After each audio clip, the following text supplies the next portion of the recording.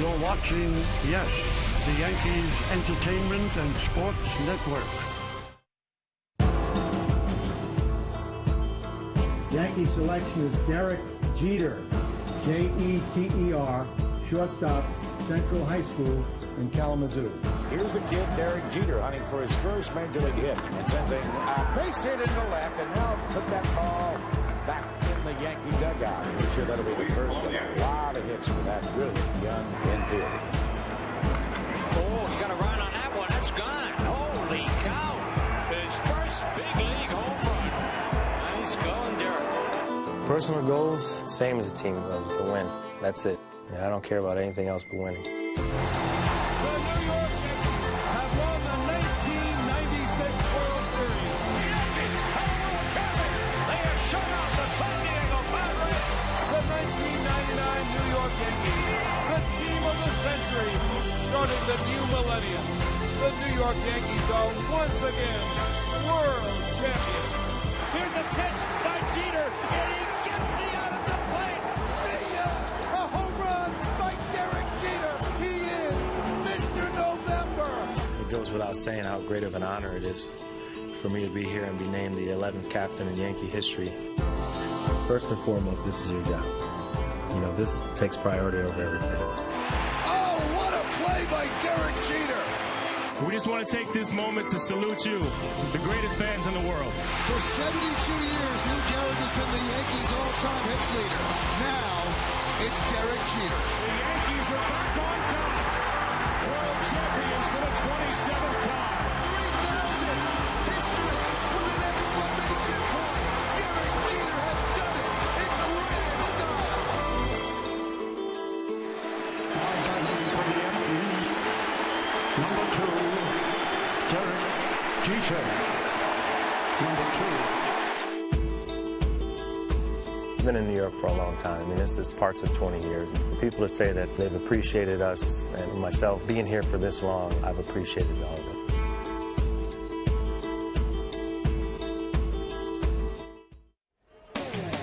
A sellout crowd files into Yankee Stadium to see Derek Jeter play his final game in pinstripes. And it's time for baseball, as the Yes Network presents New York Yankees baseball. It's the New York Yankees against the Baltimore Orioles in the final game of a 4-game set in Yankee Stadium in the Bronx, New York. Hello, everybody, and welcome to Yankees baseball. Along with Ken Singleton, I'm Michael Kay. Yes, there's a game today, but the story is Derek Jeter finishing his illustrious career here in the Bronx. There's so much to say about him. We'll have the entire game to talk about him, but this is a man who did what he set out to do: win a lot, win 5 world championships, and do it with class, never embarrassing the organization or his name.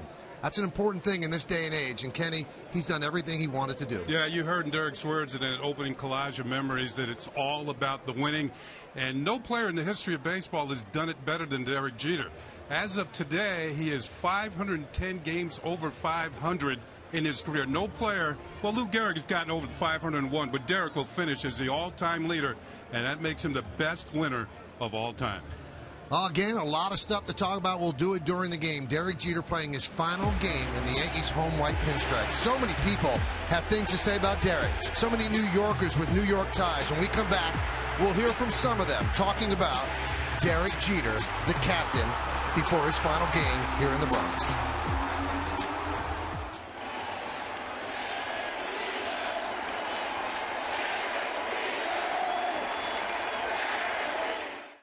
Team watching, Derek Jeter watching, and he'll take the field for the final time.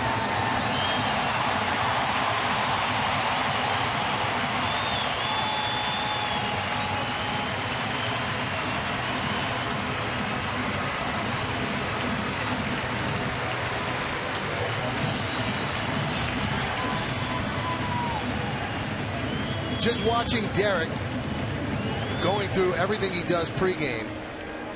He seems to be taking it in, looking around the ballpark, taking deep, heavy breaths. Looks a little bit tired from a long run. This homestand has been a lot of scrutiny under the microscope as well. And we're going to let a lot of this play out for you and try to bring you into the ballpark. We'll also let you listen to the final roll call that will have Derek Jeter in.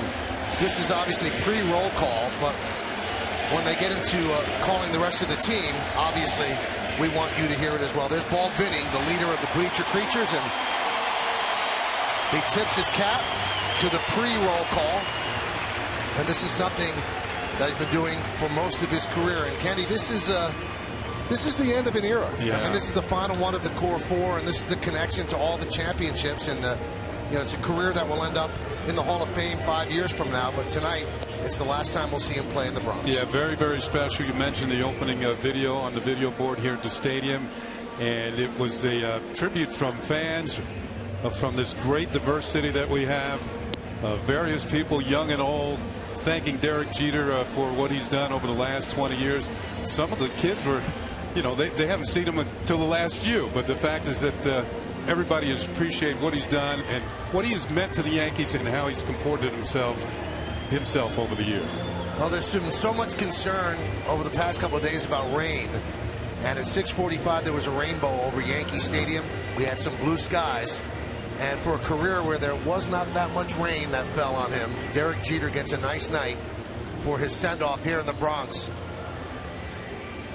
As I mentioned, about 6:45, the rainbow over the right field grandstand and right near the courthouse, and boy, it's amazing the night that it has turned out to be. Just a beautiful night, a little bit of a chill in the air, almost an autumnal feel. And usually Derek Jeter's playing games in October on nights like this. Tonight, he plays his final game here in New York City.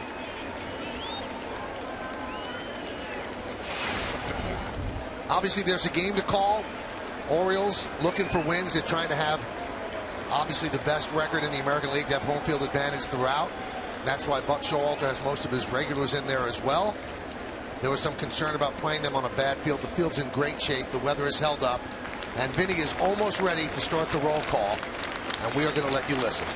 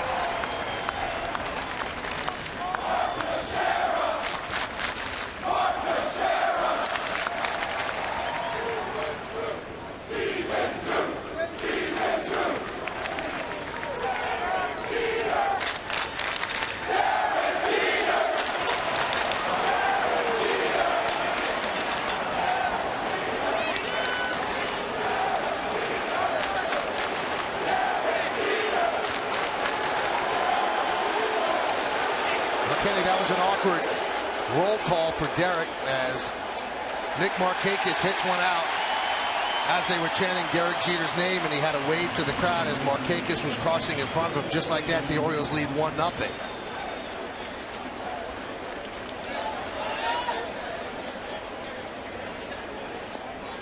As you said, Michael, the Orioles have just about all their regulars in the lineup tonight. They trail the Angels by 2 games as far as the overall best record in the league is concerned.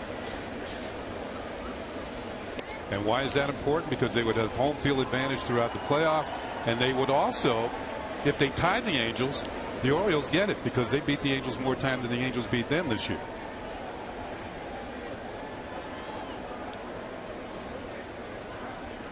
Now look at Buck Showalter. Buck Showalter is the only other person in this ballpark that was in uniform for Derek's first home game in 1995. He was the manager of the Yankees then, and he's the manager of the Orioles now. So Derek and Buck, the only 2 people in uniform on those 2 days.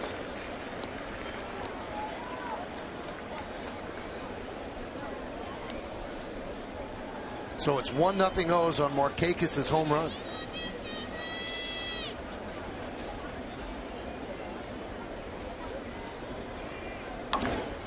High fly ball, right field. Ichiro back on the track at the wall. See ya.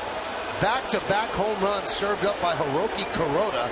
Deaza with a solo shot. It's 2-0 O's.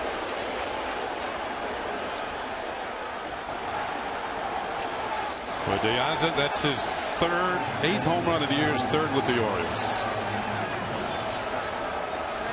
Let's check out Hiroki Kuroda's overall numbers on the season as we get started.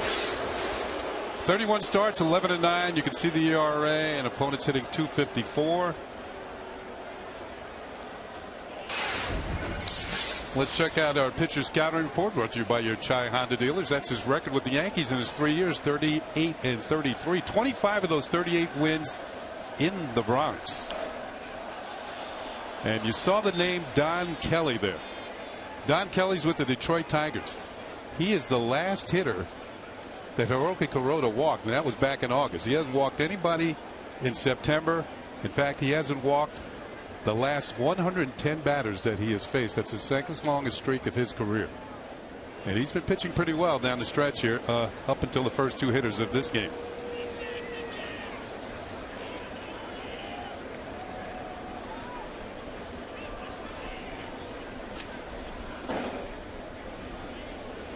You wonder what's on Hiroki Kuroda's mind. How much pressure is on him and how sad he's feeling. A lot of people are saying this could be the final game he pitches in the States, maybe the final game he ever pitches. He has not given an indication. He's gone year to year while with the Yankees, and this could be it for him. Yeah, 39 years old now. And of course, started pitching in Japan for Hiroshima, and there is some talk he might go back there and finish his career. Or he might just hang him up altogether.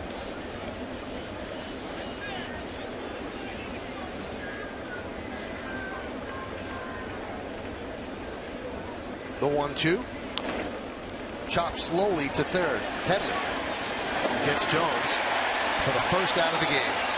All right, let's take a look now at the Orioles starting lineup, which is presented by Chevrolet. Orioles coming at 95 and 63. They've clinched the American League East. We've already seen Nick Markakis lead off. Alejandro Deaza in left. Adam Jones in center field will bat third. Cleaning up the DH, Nelson Cruz. Steve Pearce at first base will bat fifth. Batting sixth. Playing shortstop, J.J. Hardy. Kelly Johnson, the second baseman, will bat seventh. Batting eighth. Playing third base, Jimmy Paredes. Caleb Joseph will catch, and he's going to bat ninth. So here's Nelson Cruz. Swing and a miss.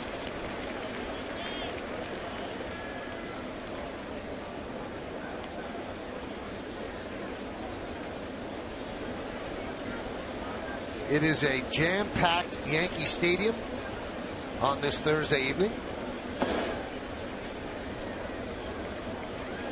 as the fans have come to say goodbye to a Yankee icon. One of the greatest players to ever wear Yankee pinstripes. You put him in whatever position you want, but he's certainly one of the greatest. The 1-1. Fly ball, left field. Chris Young is there. He'll put it away. For the second out, let's check out the Yankee defense presented by Geico. Young, Gardner, and Ichiro in the outfield. At first base, it's Teixeira. Second base, it's Drew. At third base, it's Headley. The shortstop is Derek Sanderson Jeter. Brian McCann behind the plate, and Hiroki Kuroda is on the mound.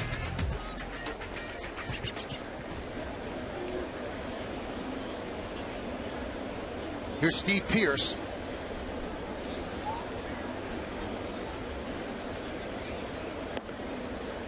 One and 0. Steve Pearce has been out for a while. He appeared as a defensive replacement in yesterday's game, and you can see he's had a good year. 20 home runs, on base percentage well up there. Grounded to Headley. So Kuroda bounces back, but the Orioles scored 2 on 2 solo home runs. Bottom of the first inning coming up. Derek Jeter will bat second. Stick around right here on Yes.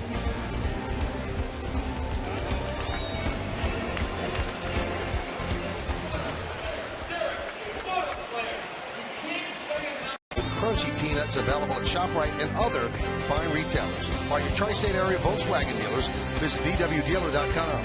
By Henry and Me, Watch Yankees Legends Come Alive, available on DVD and digital download September 30th. And by Tullamore Dew, Irish True, enjoy responsibly. Derek Jeter's career in snapshots. Now let's take a look at tonight's Yankees starting lineup presented by Lexus. Leading off for the Yankees and playing center field, Brett Gardner. The captain, the shortstop, Derek Jeter bats second. Batting third and catching, Brian McCann. Mark Teixeira at first base will clean up. The number 5 hitter, third baseman Chase Headley. Chris Young's in left field, he'll bat 6. Batting 7, playing second base, Stephen Drew. Ichiro Suzuki, he'll be in right field, he'll bat 8th. Batting 9th and DHing, Jose Perella.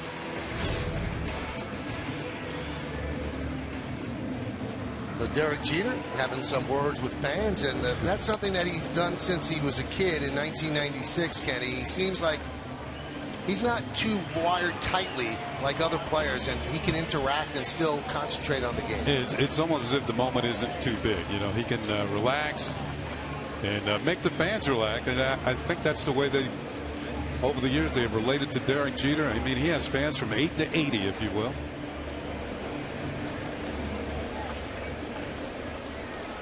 And that's how you get all-star votes, too. And one by one. He's had millions of them.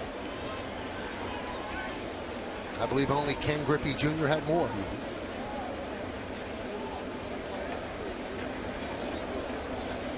Here's Brett Gardner to start it off against Kevin Gausman.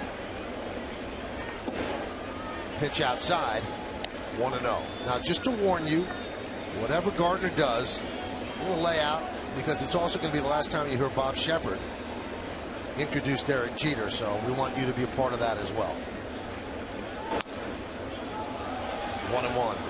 You know, there's such a buzz here at the stadium tonight, Michael. It has. We know there's no postseason for the Yankees this year, but it has that postseason feel to it. And, you know, we've seen that so many times here at the big ballpark in the Bronx, here and across the street.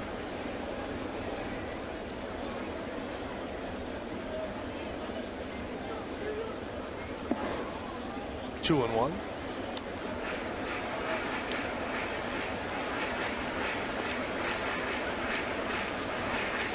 And 2-0 Orioles on the 2 home runs to open up the game. I was also going to say you had that postseason feel because how many members of the media were here this evening?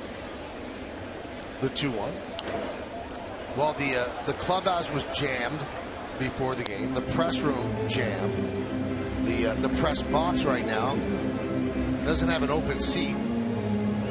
There definitely is an October feel, a big game feel. I had a chance for a few stolen moments to talk with Derek alone. And there's a base hit for Gardner, and that'll bring up Derek Jeter. Now batting for the Yankees, number 2, Derek Jeter. Number 2.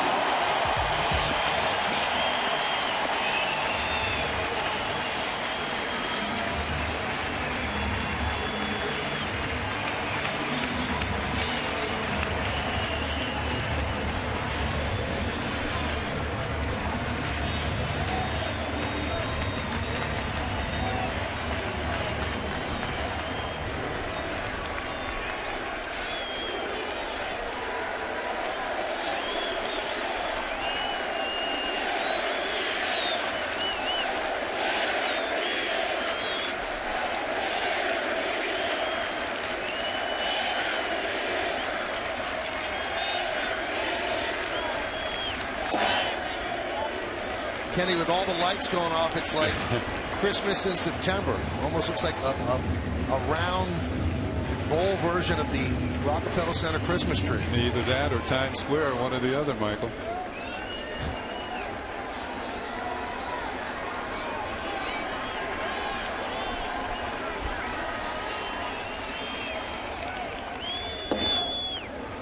You know, each player realizes that during his career, eventually it's going to have to come to an end. And for most players, or 99.9%, it does not end with this magnitude. A lot of players don't get a chance to call their shot when it's going to end. Some players don't know. Derek called a shot in a Facebook post before the spring training began. Count 3-0 on Jeter. Little Yankee history woven in here. Mickey Mantle's final game at Yankee Stadium was played on September 25th. Today is September 25th.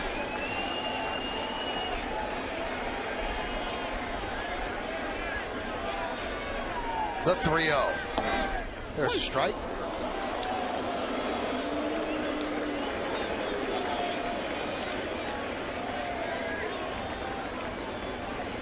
Gardner's on first. Yankees down 2-0.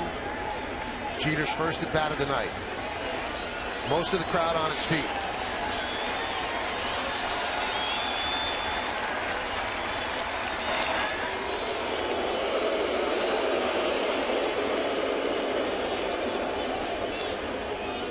Derek played most of his career across the street at the old ballpark. He's been here since it opened in 2009.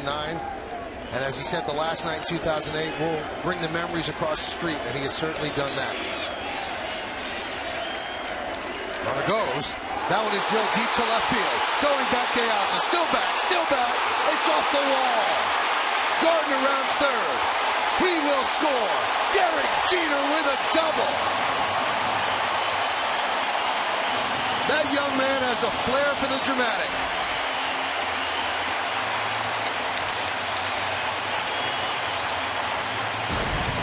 Well, still piling up the numbers. And with this double, he passes Hall of Famer Tony Gwynn on the all-time doubles list, and it also drives in a run. It's now a 2-1 ball game.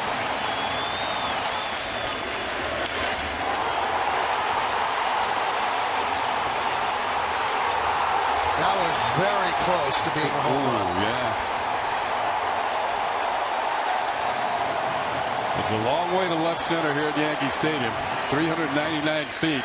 Diaza immediately knew he wasn't going to catch it. He was in a retreat mode as soon as that ball was hit.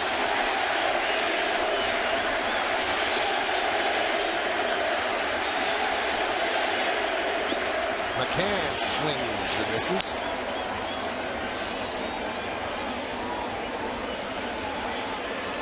Joe Torre once said about Derek Jeter, and I've heard it said about Wayne Gretzky and Michael Jordan, other players in big moments, the game speeds up. In big moments, under the microscope, for Derek Jeter, the game slows down. That one gets away from Joseph. Jeter goes to third, and he's in there.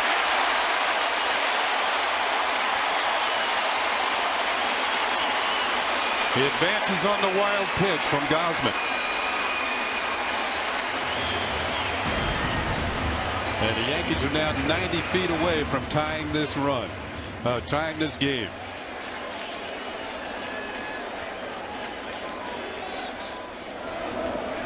Getting a good jump, recognizes he can make it, and they're ahead of the tag of Jimmy Paredes.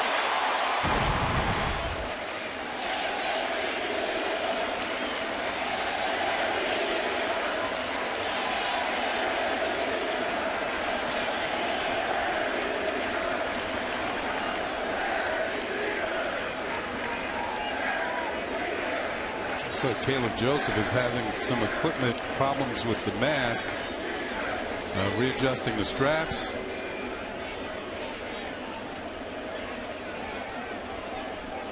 And now he's ready to go.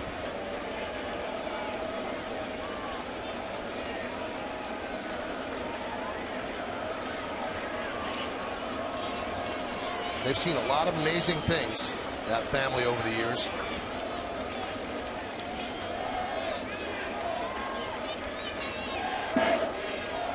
Two and one.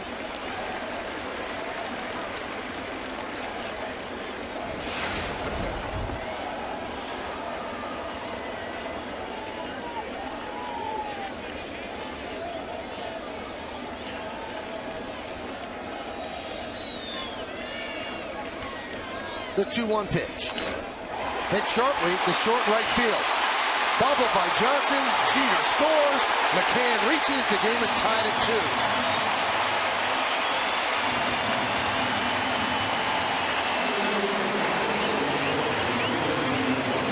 I believe that's going to be scored in E4. But McCann will get an RBI as the game is tied up at, what do you know, 2. His ball's hit hard. And Derek immediately gets a good jump. He knows that Kelly Johnson's deep in the outfield. He can just trot home with the tying run. And Johnson, well, maybe the grass is a little wet out there, slips a bit, can't recover the ball, and not in time to first base.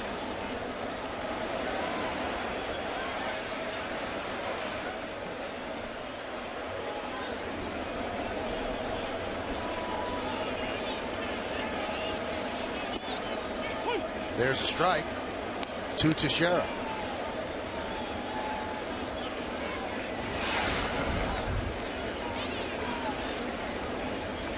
They give an error to Kelly Johnson. And an RBI. Count 0-2 on Mark Teixeira. So Jeter with a double, a ribby, and a run scored in the first inning.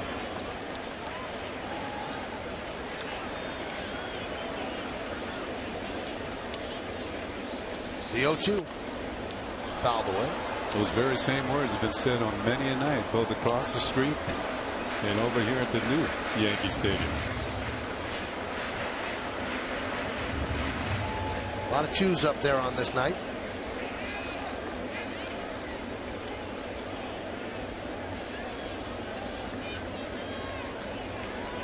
Shift is on for Teixeira. Gausman deals.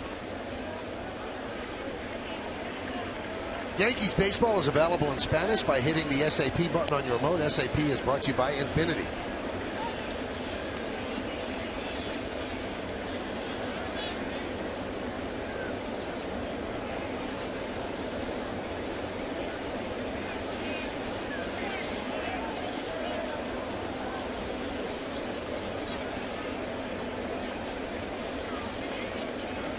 One-two, swing and a miss.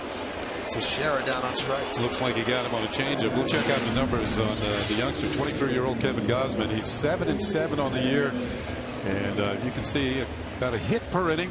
An opponent's batting average. Let's check out the pitcher scouting report brought to you by your Tri-Honda dealers. He was an All-American pitcher at Louisiana State University. He was a Tiger, first-round pick of the Orioles in 2012. But here's the Orioles go to the playoffs. He is going to be the odd man out of the rotation. They're going to go with Tillman, Norris, Chen, and Gonzalez.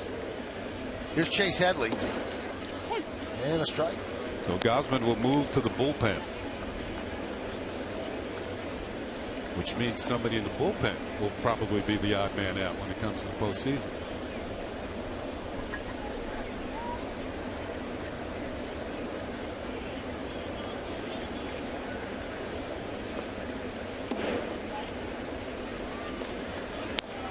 Headley's had a tremendous series, 5 for 9, been on base 8 times in this series against Baltimore, has a couple of home runs.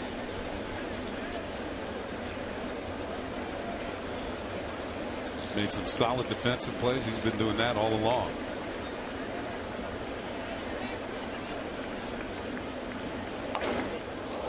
Broken bat, ground ball. There's one on to first, not in time.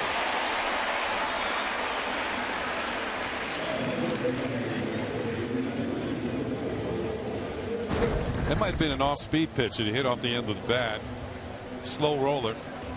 Kelly Johnson to J.J. Hardy and then on to Steve Pearce, but not in time as Headley keeps the inning going by beating the relay. Yeah, it's a changeup, and you can see right off the end of the bat, and that'll snap it. You know, most players these days use bats around 31, 30 ounces, maybe even 32. And if you hit it in the wrong spot, they're just going to give way.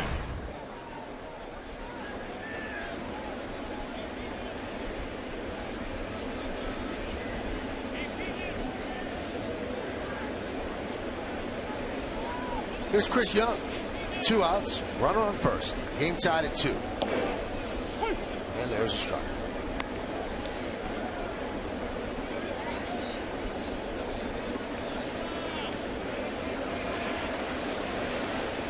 I said something that had Kevin Long smiling.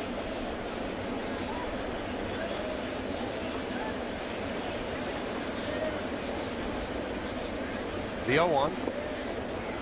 1-1.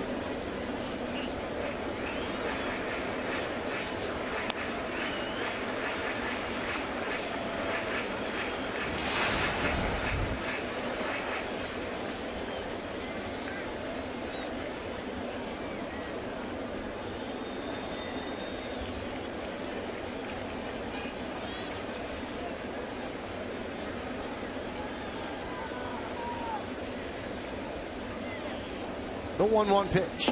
Swing and a miss. 1-2. Gausman has a good fastball, upwards of 97, but is more under control when he throws it. Doesn't try and overpower hitters. You know, just he can get up there with a normal delivery and still get it up there 94 miles an hour. He's got a decent breaking ball, and he's working on his changeup. 1-2. He also has a decent splitter. So this young man was worthy of a #1 draft pick by Baltimore. And a couple of years later, in fact, he pitched in the big leagues last year for a little while.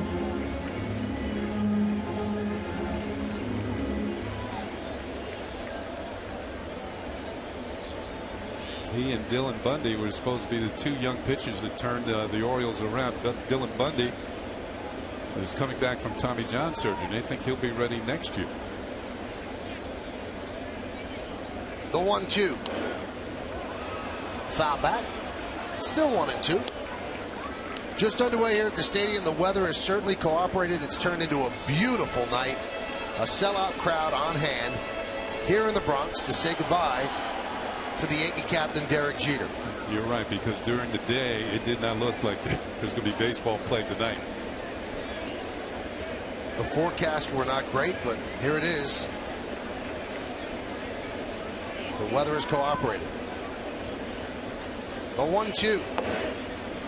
2-2.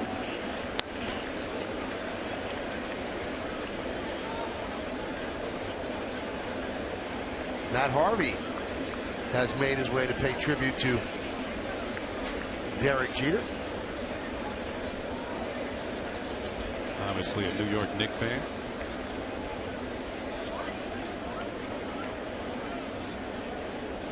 Two.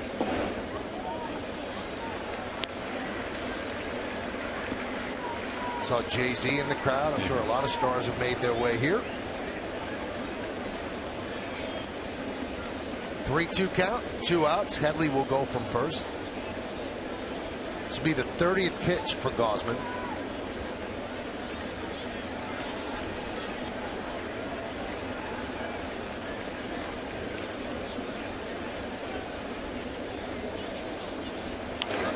Rounded to third, backhanded by Paredes. The long throw, and the throw pulls Pierce off the bag.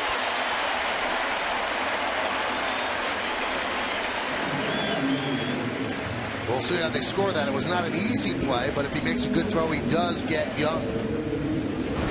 Well, Paredes, when the Orioles have the lead late in ball games and he's playing third, they usually put in a defensive replacement for him. And that throw is going to pull Steve Pierce off the bag. Now, of course, the Orioles are going to miss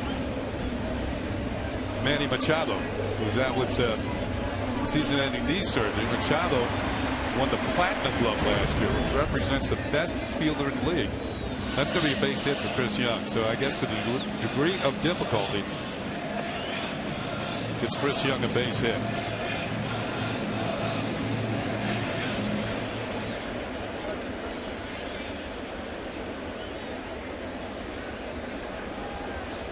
Here's Stephen Drew.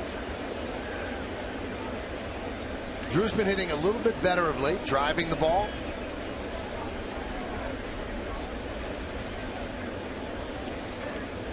Trying to snap out of a season-long funk. Comes into this game hitting 165. Yeah, he did hit a home run yesterday, though.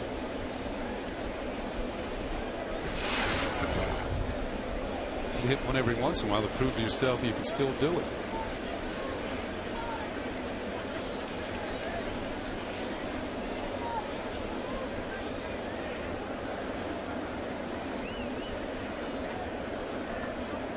The 0-1. 0-2. A lot of pitches for this young right-hander. Yeah, that could be a problem for young pitchers and veteran pitchers as well. 32 pitches were in the first inning, so he's emptying the tank pretty quickly. Yeah, when you have a young pitcher on the mound, they're certainly going to protect his arm.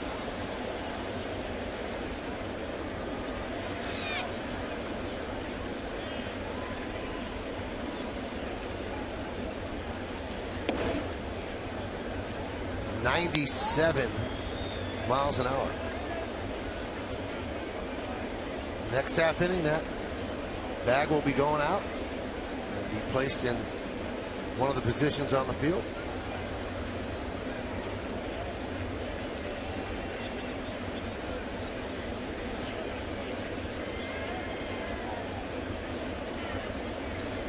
The 1-2.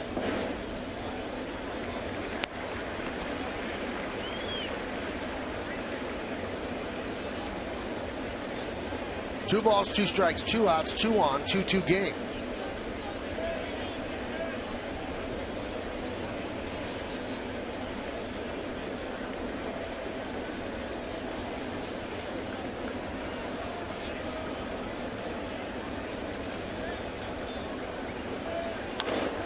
High fly ball, right field.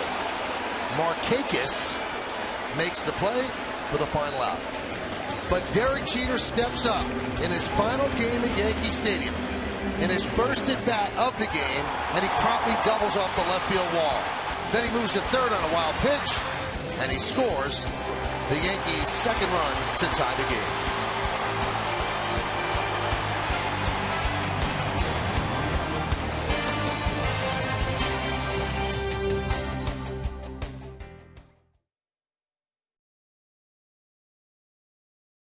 Came around to score the Yankees' second run. It's 2-2 in the second. A lot of twos today. That's certainly a big number on the side of his hat, on the back of his uniform as well. J.J. Hardy will lead off here in the top of the second against Kuroda. And joining us in the booth, one of the core four. Needs no introduction. There's Andy Pettit. What's up, Andy?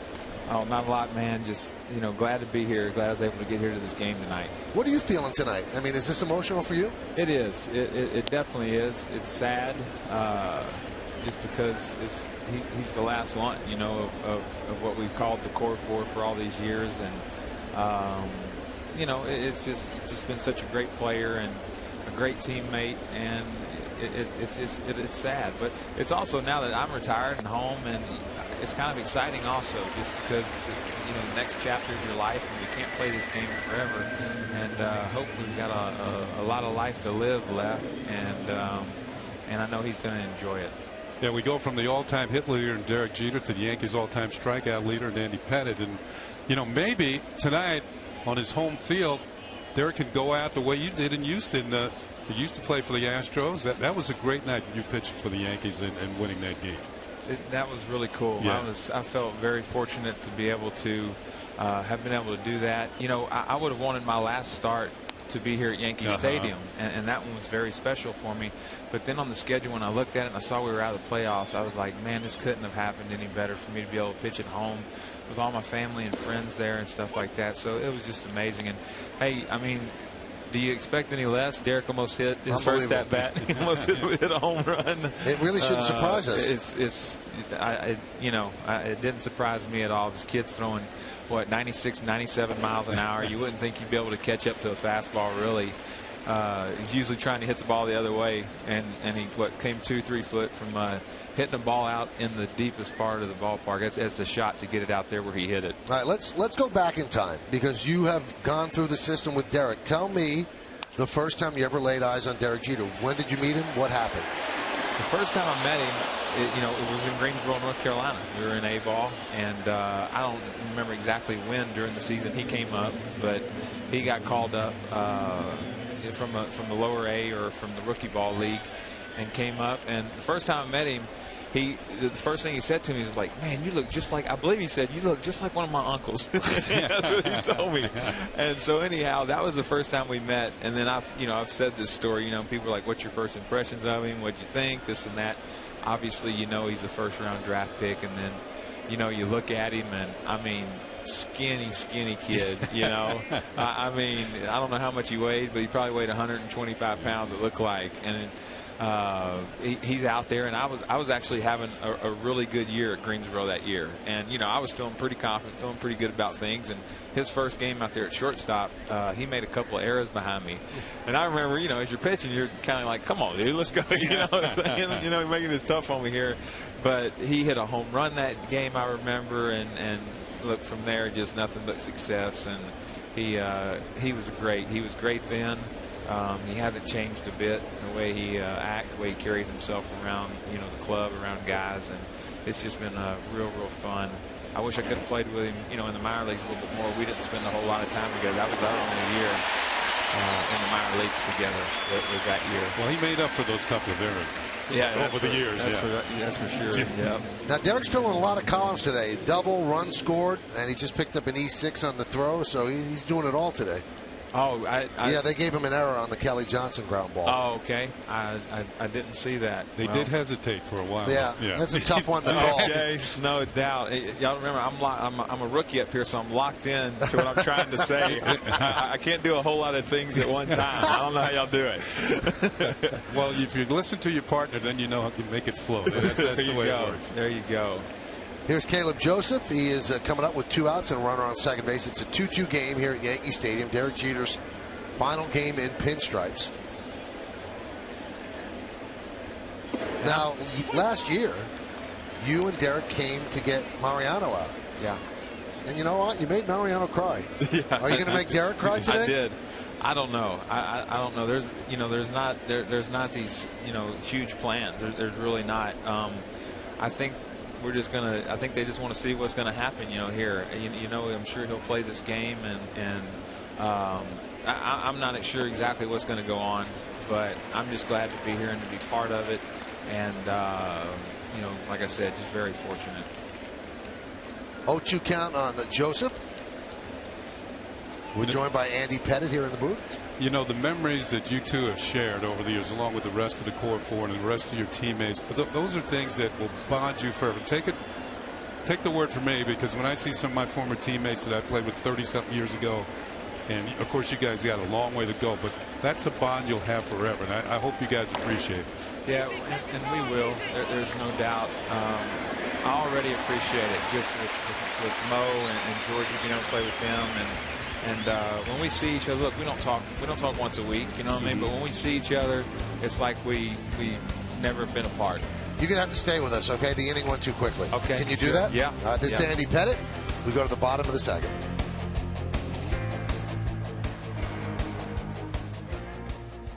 Here, Andy Pettit made the signal to the bullpen. Mariano was composed there, but Derek says it's time to go, and then Mariano just collapses onto Andy's shoulder and starts to sob.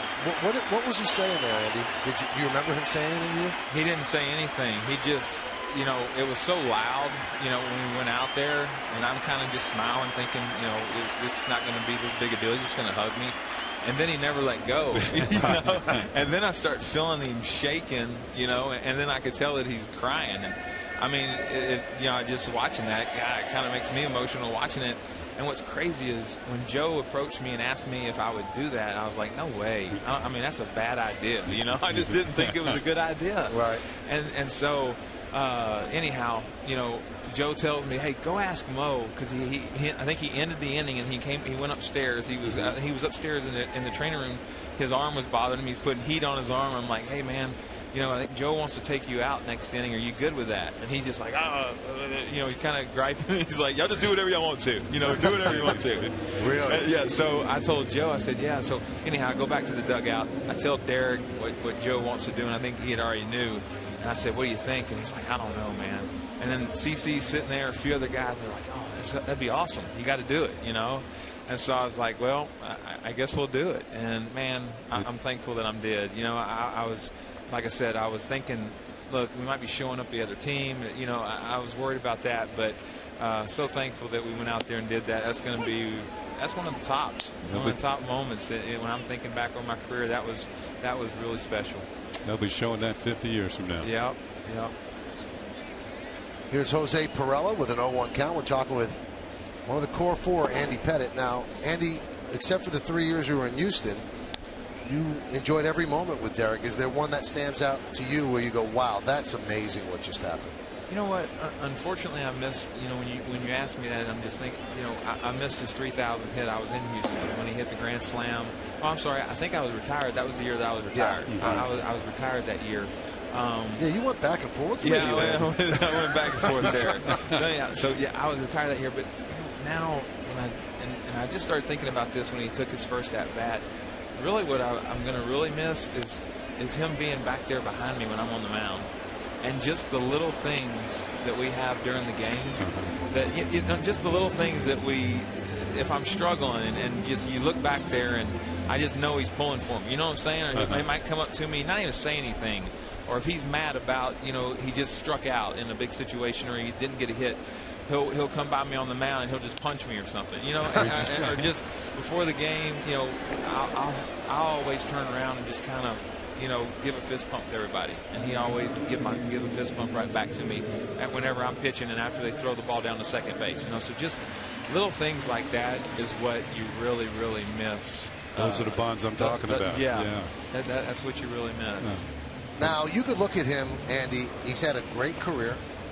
Thank God he's had a great life. Is this a day of celebration or a day of sadness? I mean, I think I think it's going to be.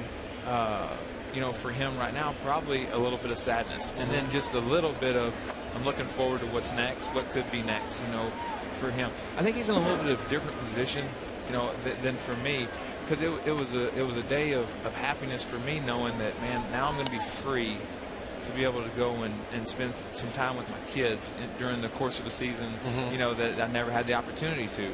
So, and I know Derek, I'm sure, and I know you think he's talked about it, we maybe want to get married, want to have kids one day, and do that. So that's something that, that he has to look forward to also, that next chapter, Well, everybody has to graduate at one time or another, unfortunately. The memories that Derek Jeter's presented, the memories you presented to Yankee fans, that I'm sure they appreciate it every time you're walking down the street here in New York. It's amazing. I mean, it really is. As soon as I got off the airplane this morning, and really when I'm in Houston, it's not a big deal. I mean, people I think they know who I am. They they'll say hi and pretty much leave me alone. I mean, when I stepped off that airplane, people are yelling at you in the terminal. I mean, they're wanting to take pictures with you. It's just completely different up here, and the fans really appreciate it, and we appreciate the fans. And like I said, this is a tough place to play, but for me personally, I feel like it kept me grounded, kept me humble, because they let you know, and then also the way the Steinbrenners ran this organization, the way George ran things when he was alive, you knew that someone was going to take your job if you didn't get the job done, and it just makes you appreciate it every day and makes you work super, super hard, and that stuff got instilled in us and was grounded in us, and that was just that was all we knew, 2 balls, 2 strikes, 2 outs, 2-2 game. Brett Gardner at the plate and the pitch. Foul back. Now, I spoke with you earlier today, and you kind of surprised me, Andy. There's still that pull to pitch. I mean, if you could go out there without the spring training and leaving your family, you'd want to pitch. I would. There's no doubt. I'd want to go out there. And again, I don't know if it'll ever go away, but I don't know if it's just mentally or if it's just me or what, but I can just feel myself out there when I start talking about it. Really? It's crazy. I could feel if a hitter's up there, and this is only when I get around it, because at home, like, I hate to say it, I don't even really have a chance to watch baseball. I'm at football practice with my little guy. I'm coaching his football team and stuff like that. You don't get home. By the time you get home, the kids get their homework done and stuff like that, and you're trying to spend time with your family. It's 9:30 or 10 o'clock at night, and that's 11 here, and the games are basically over. So it just, I hadn't got to watch the games like I thought I would. That throw is high, so Gardner will reach, and that'll bring up Derek. There we go. Now batting for the Yankees, number 2, Derek Jeter. Number 2. He may get an at-bat every inning, maybe. The way it's going. He'd like that. The crowd would love it. That'd be great for the fans, right? All right, so Derek doubled off the wall in left center field here the stadium in the first inning, moved to third on a wild pitch, and then scored on an E4. Derek has hit safely in 8 of his last 9 games, so he's running through the tape, not just stopping at it. And the crowd serenading him.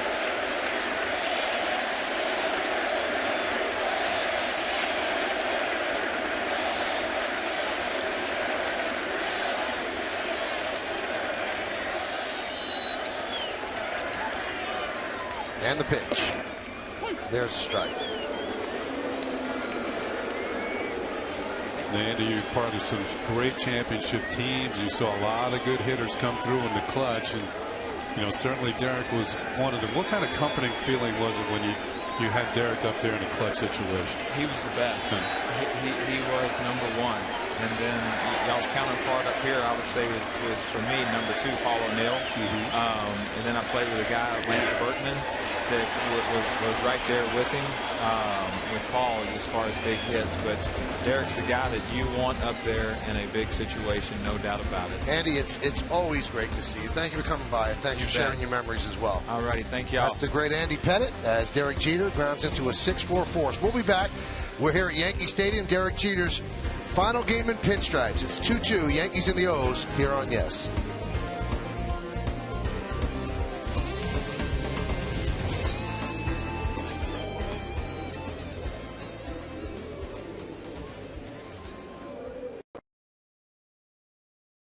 Officially outfitted with Gatorade coolers, cups, and towels that pay tribute to Derek Jeter as part of his final regular season homestand. The iconic Gatorade G has been replaced by Jeter's number 2, which we're told this is the first time the logo has been altered in honor of one athlete. Now, you've all seen the commercial by now. They showed it on the scoreboard before the game, and it drew really an unbelievable ovation. And in our next break, you'll get an opportunity to see the famous commercial, now famous, where Derek Jeter walks down River Avenue and goes into stands and meets the fans. Pretty cool commercial, very emotional. And you'll see that next.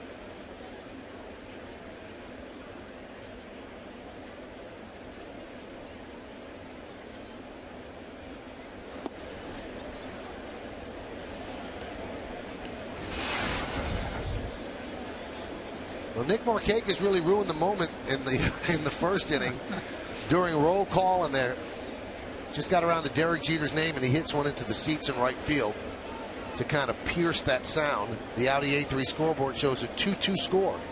Top of the third. Skied the other way.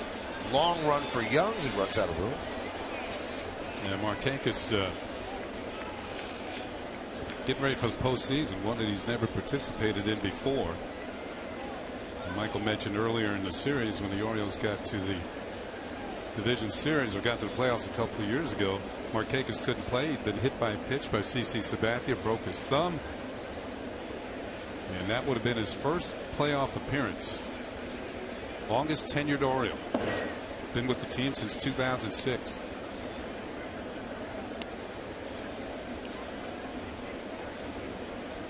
There's CC. CC's beginning to throw again.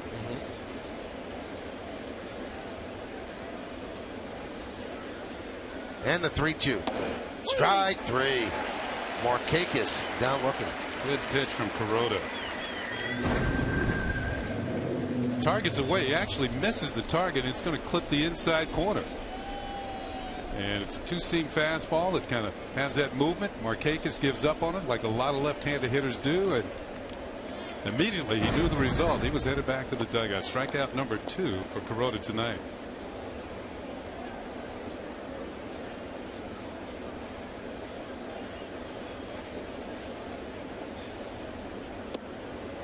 There's a strike.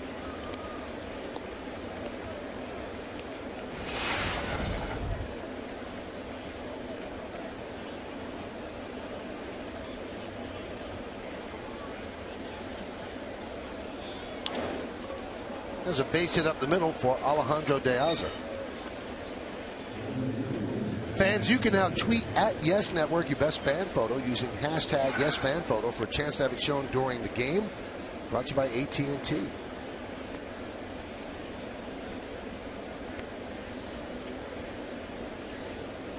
Here's Adam Jones. Jones grounded out to short. Check that. Grounded out to third. That was in the first inning. Jones having another very good season for Baltimore. One of their bigger run producers. 93 runs batted in. Last year had a career high 108. He's going to have to go some. Get 100 this year. The Orioles, after they leave here tonight, they're on their way to Toronto to finish up the regular season.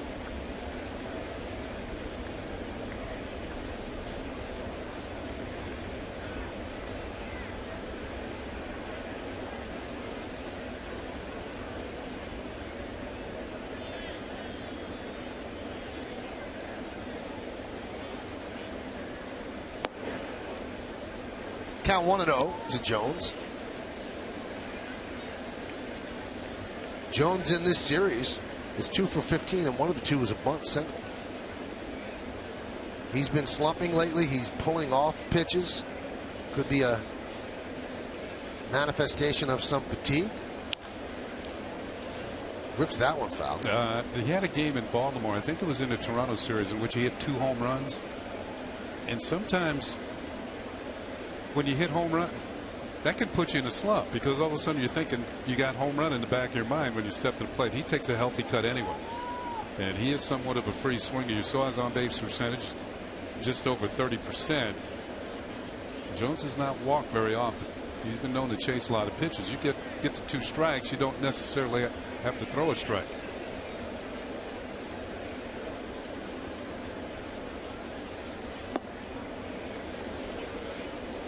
Two and one. But if you get one in his wheelhouse, he's got some power. He was in the home run derby contested this year.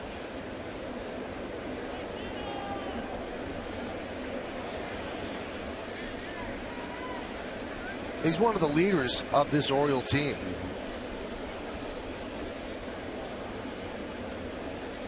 And there was a defining moment for him when Buck Showalter took over the team.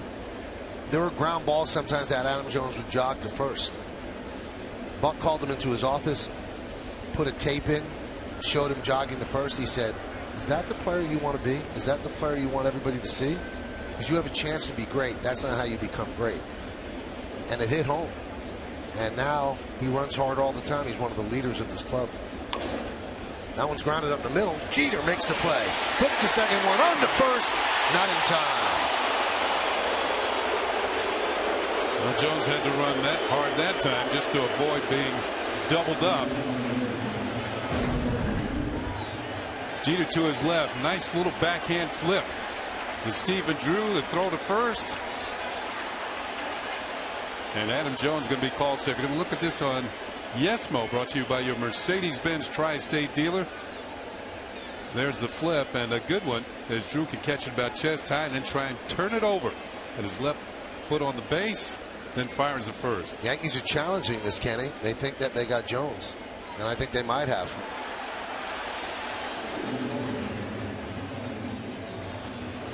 So the umpires go to the headphones. One of the keys is getting the ball to Drew so he can make a strong throw to first. We're going to take a look. The Sheriff digs it out. Yeah, I think they got him.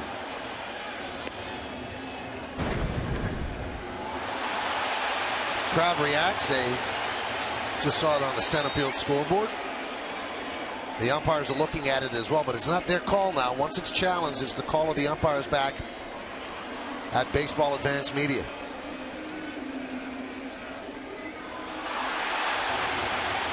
Looks like the captain feels very confident that he'll be walking towards the dugout. Corona not so confident as he continues to take warm-ups. But Gardner took a look at the play and started walking to the dugout, then stopped. Jeter's just waiting. I didn't have to wait for the official call from the umpires.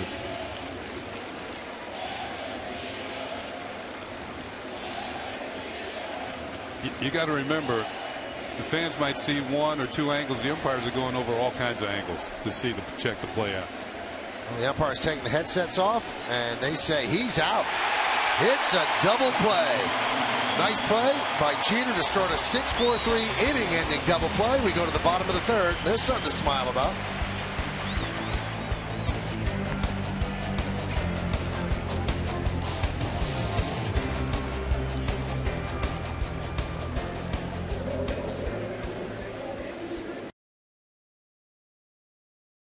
baseball hits leaders. Pete Rose is first.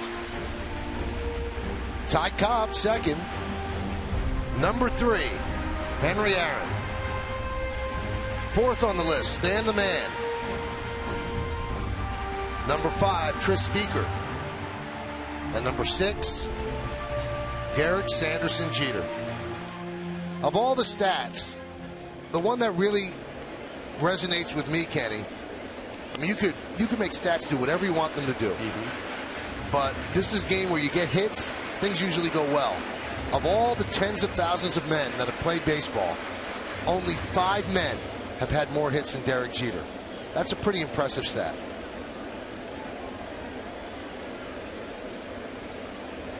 Audi A3 scoreboard, it's 2-2, bottom of the third, as McCann is leading off.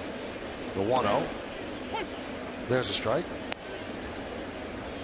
I played against Pete Rose, and he was a hit machine. Ty Cobb, of course, not.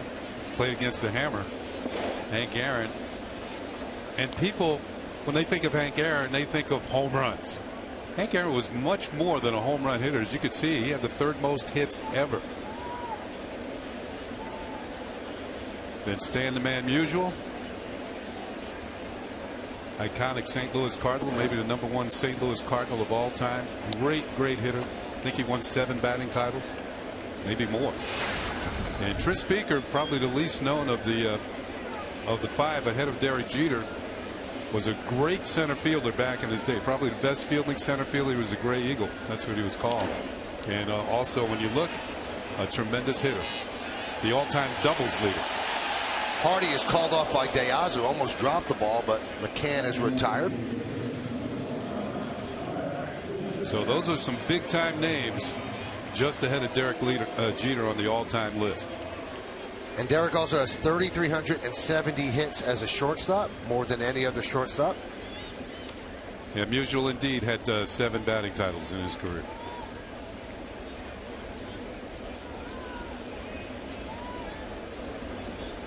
Here's Mark Teixeira. This game is also unusual in the arc of Derek Jeter's career. This is just the 2nd game in his entire playing career that the Yankees are out of it.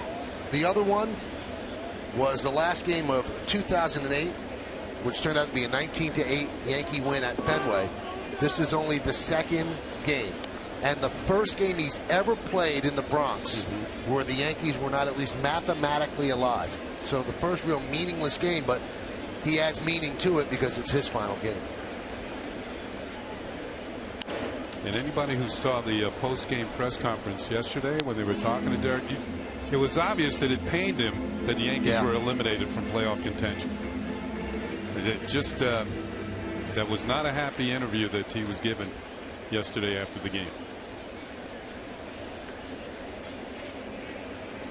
Swing and a miss. Teixeira down on strikes.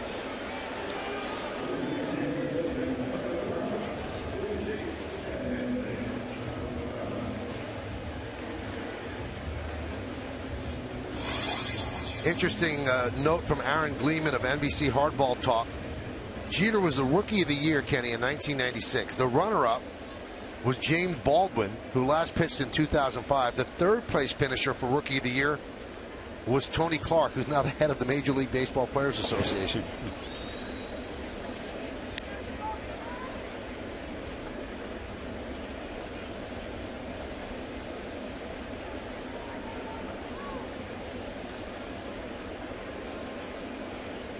Tony Clark played for the Yankees towards the tail end of his career.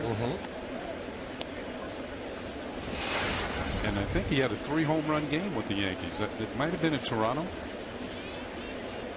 And he was on the trip to Japan that we made to open the season, and he hit one off the scoreboard, knocked out some lights. Remember that? Yep. Yeah.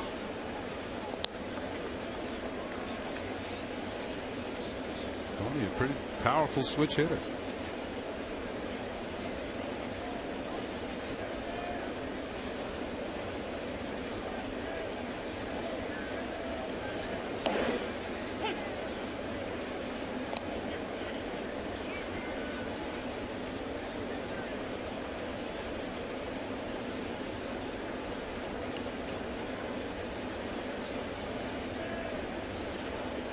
3-1. A strike.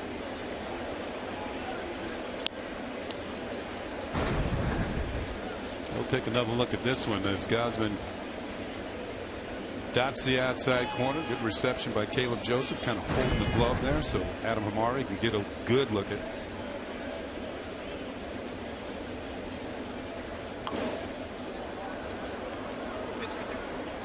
And that's one thing that the coaches, especially the catching instructors, try and teach their young catchers. Try and catch the ball, receive the ball as smoothly as possible. Give the umpire a good look. And umpire sees you jerking the glove around. Sometimes he thinks that you're jerking it back in the strike zone. You're not going to get the call.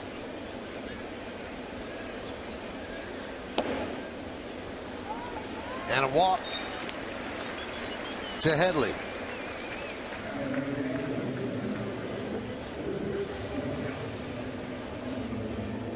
Well, Stevie Donahue's been here the entire 20 years with Derek Jeter. He was first Gene Monahan's assistant, now the head trainer of the Yankees. Yeah, that 3-home run game for Tony Clark was August 28, 2004 at Toronto.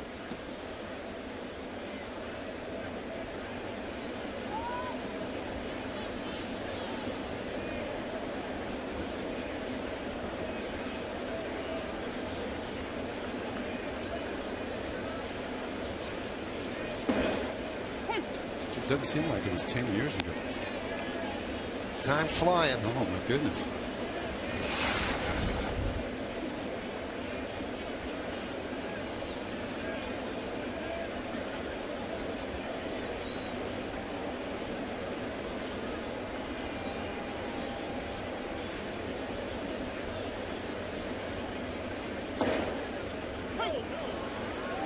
And I heard Chris Young go, oh, no.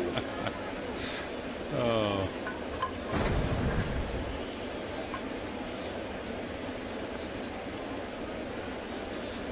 Well, it was a strike.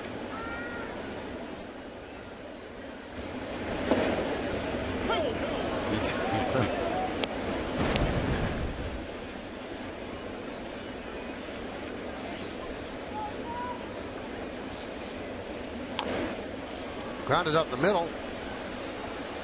Throw to first. And that will do it. Here in the third. No runs, no hits, no errors. One man left. We go to the fourth inning, 2-2.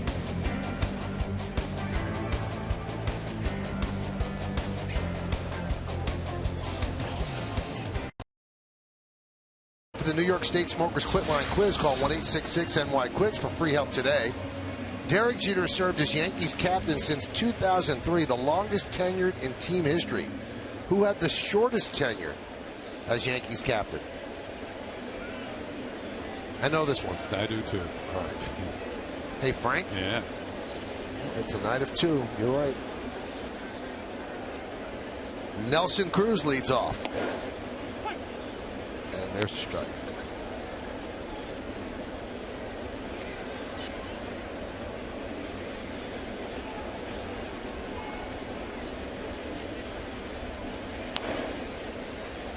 That was Frank, who was traded to Baltimore in 1966.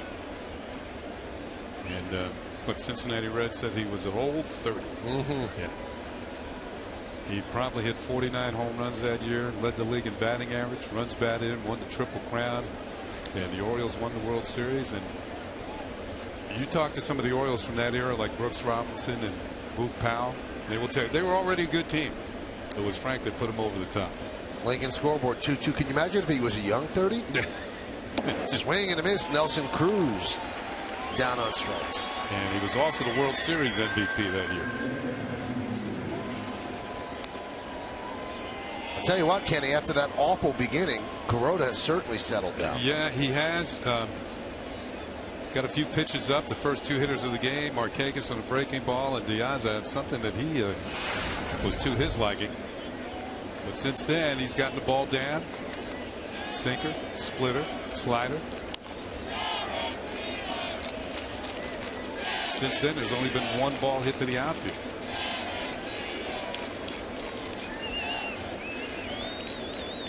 You got to wonder what Kuroda's thinking too. You mentioned it earlier. This could be his last start as a New York Yankee. And he's at the stage of his career, he's kind of going year by year. Yep. Depends on how he feels.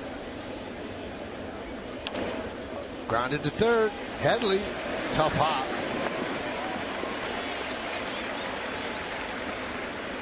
Kenny, there's a lot of question marks. Kuroda, is he coming back? Chase Headley is going to be a free agent. The man out in right field, one of the best players to ever come over from Japan and one of the best players we've ever seen. He's 40, final year of his contract. I think he wants to play. Is he going to play here? Do they want him back? So this is another guy. This could be his last game here at Yankee Stadium in pinstripes. It's a lot of questions. Well, the Yankee front office will be busy over the winter.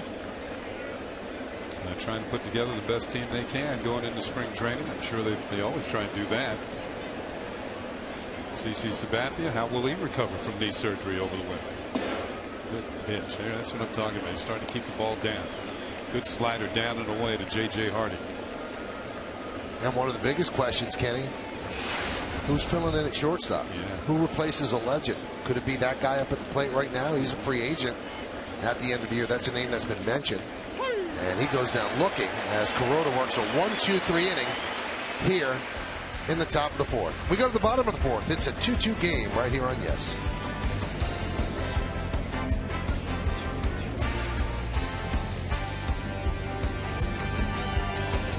You know that Derek is the longest tenured Yankee captain, holding that title since 2003. Who had the shortest tenure as Yankees captain? And the answer is the Bambino. Babe Ruth, 6 days. He was the Yankee captain May 20th, 21st, 22nd, 23rd, and 24th of 1922. Why just 6 days? Because on May 25th, the American League president, Ban Johnson, suspended him for one game and fined him $200 for his actions in a game against the Senators at the Polo Grounds. That's where the Yankees played that year. Ruth had been thrown out at second while trying to turn a base hit into a double. He got mad, threw dirt at umpire George Hildebrand, then went after a fan who was insulting him. He was ejected from the game. Yankee management didn't think that Babe's actions were appropriate for a team captain, and they immediately ended his brief tenure. How much was the fine? $200. But remember, Babe Ruth bragged that he was making more money than the president because he had a better year. Yeah, well. Lincoln scoreboard, 2-2 game, bottom of the fourth. And the American League president was Ban Johnson, who suspended him. That's an appropriate name, isn't it? Yep. Well, in this case, he should have been suspended, Johnson, not banned.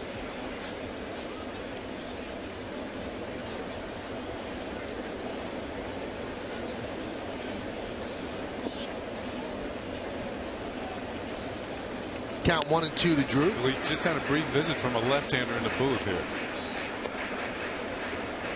He's supposed to be on his way to Boston. I'm a little nervous.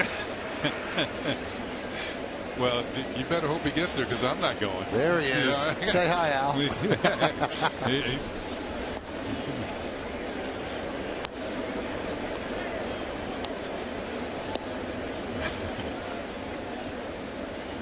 2-2 on Stephen Drew. It's a 2-2 game, bottom of the fourth. Shift is on for Drew. 3 infielders on the right side.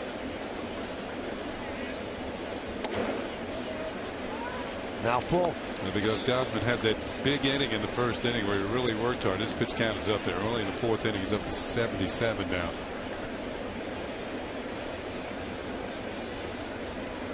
And this is the type of arm, a youngster 23 years old. When these guys get around the 100-pitch mark or even earlier, they are definitely out of the game. Fly ball left field, De Aza. One down here in the bottom of the fourth. Time for today's conversation, brought to you by Toyota. Prius is the official hybrid vehicle of the Yankees. We started the conversation with this. What is your favorite personal memory from seeing Derek Jeter play live in the Bronx? Jay Coop Racing in 1999, I shouted to Derek, take David Wells deep. He said, I'll try, buddy. He then hit a 2-run home run to beat the Jays.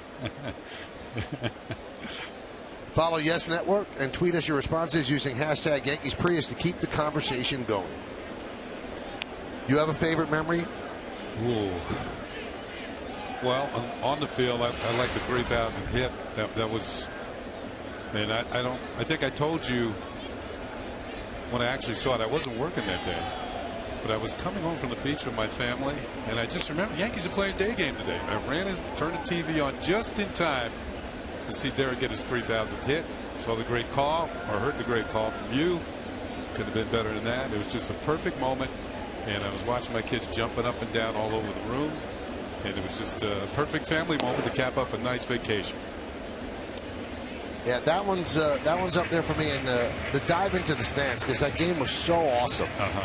And for him to put his body on the line like that and have to leave the game, which shows you how hurt he was, but then play the next day, that was pretty special. But there have been a lot of them. The 1-2. Ichiro grounds one to second. Johnson just gets Ichiro, or did he? And Joe Girardi will take that slow walk out there.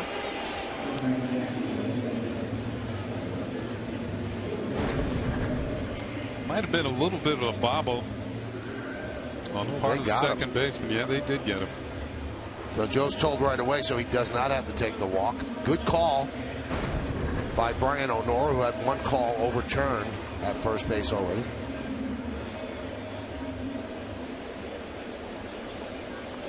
Yeah, one thing I want to find out from the umpires, and maybe next spring, when ask him, how does it feel to get your call overturned? Can't feel great. Well, means you're wrong. But I think they would tell you the whole idea is to get it right. And I think that the only reason they kind of accept it because other umpires are correcting them. It's not. That's true. Yeah.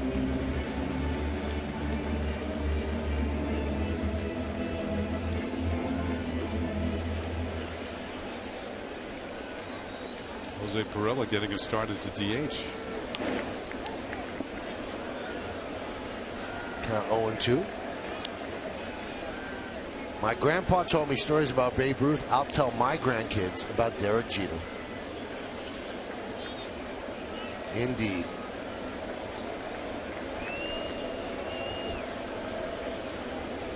The 0-2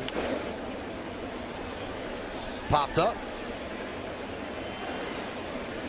And that will do it as the Yankees go down in order here in the fourth. We'll go to the fifth inning. It's a 2-2 game right here on Yes.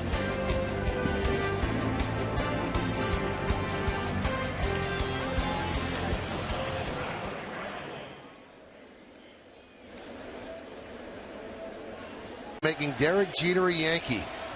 We'll hear from Bob and Jack and John and Meredith a little bit later on.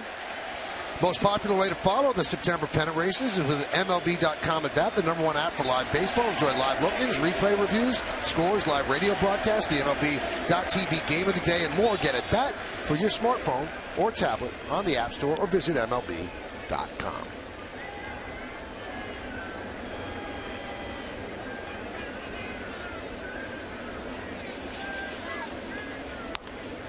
Kelly Johnson chops one foul. A traveler of the Eastern Division.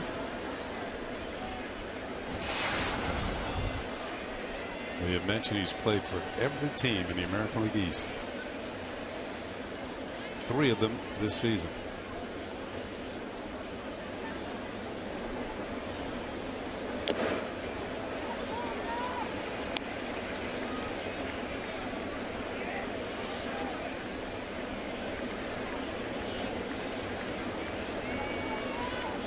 Derek Jeter, the only one on the left side of the infield.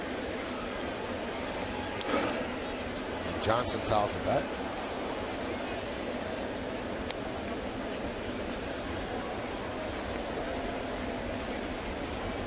Two runs on 3 hits and 2 errors for Baltimore, and 2, 3, and 1 for the New York Yankees. Top of the 5th inning here at the stadium. Swing and a miss. 1 away. Rhoda's starting to dial it up. He has struck out 3 of the last 4 hitters. 2 of them swinging. Target's low and away. I don't think he hit the target here. Once again, he doesn't. But he gets the desired result.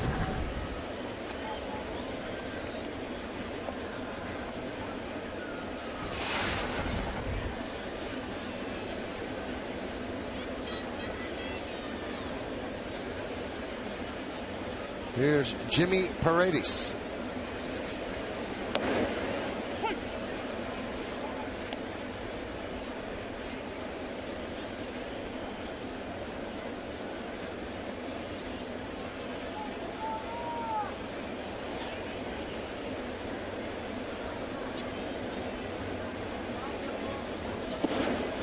You've got to really have the proverbial ice water in your veins to give up 2 home runs to the first 2 batters in front of a packed crowd that's here for one thing. And that kind of punctured the balloon of expectancy, and still regain your composure and pitch as well as Kuroda's pitched. I would say being a veteran pitcher, I think that helps him. Maybe a young pitcher gives up the, that just blow him apart for the whole ball game. But Kuroda didn't panic. He's given up just a lone single since then. The Yankees got those 2 runs right back in the bottom of the first. Chopped slowly to second. Drew charges. 2 outs. Yeah, the key on that play for Drew was the transfer from glove to hand, and how quickly he did it. Had the ball on the way to first base. Kuroda doesn't have a chance. It's all up to Drew. 1-2 and over to Teixeira, and that's it.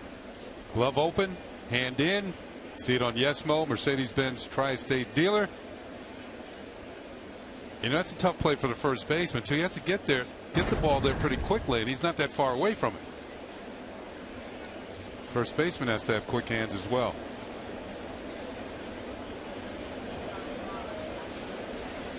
Caleb Joseph is not going into the postseason the way he wants. He grounded out to first in the second. He's hitless in his last 26 at bats.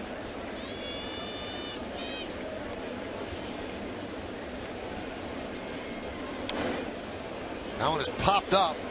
Going to be a long run for Teixeira. He dives and can't make the play. Foul ball. Well, certainly have to applaud the effort. And the Yankee fans are doing just that. Teixeira with a few grass stains on the uniform, and this is why. He would have been out of bounds anyway. Good effort, though, from the Yankee first baseman, Mark Teixeira.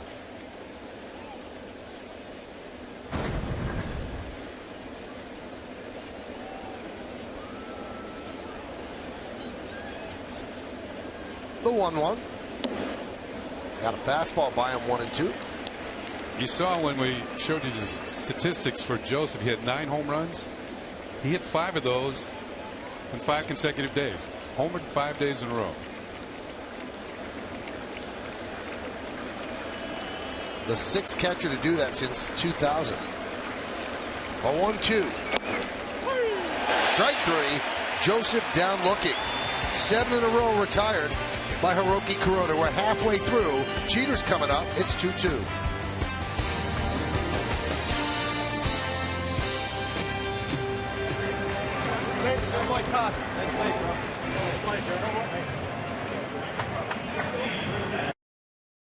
Red Sox fan through and through, but I respect what you've done, man, since day one. You're our generation's Joe DiMaggio. Thank you, Derek. Thank you, Derek. Thank you, Captain. Gracias, Capitan. Thank you, Jeet. Thank you, Mr. J.R. Thanks, man. Thanks for the memories. Thank you for representing New York. See you later, Cap. From the bottom of my heart, thank you, fans. And tonight, a sellout crowd at Yankee Stadium here to say thank you and goodbye to Derek Jeter. He'll come up second in this inning. Brett Gardner leads it off. It's a 2-2 game. Jeter is 1 for 2 so far tonight. And there's a strike to Gardner. Gardner singled in the first inning, single to right field. And he was the one that scored on the following double by the captain.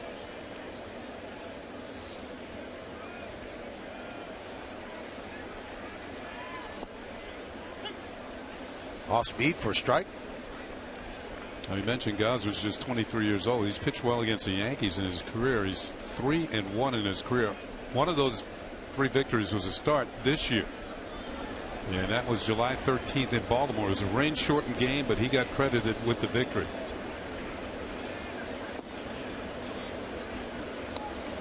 And he also started the first game of the doubleheader on September 12th. You remember that day-night doubleheader we did, Michael? Yeah, oh yeah. It was a long day. 7 innings, 7 hits, no runs, 2 walks, 7 strikeouts. Baltimore won that one 2-1 in 11 innings. After the Yankees had taken a 1-0 lead on the home run by Chris Young in the top half of the inning.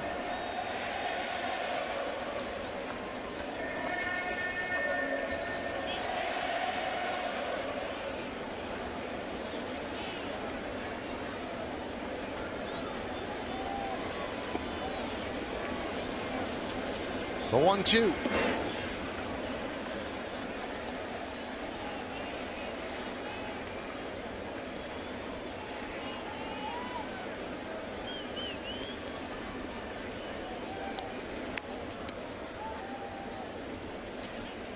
It appears that looking at the P72 Jeter has used, the only bat he's ever used. That model, P72. And Gardner swings and misses. That'll bring up Jeter.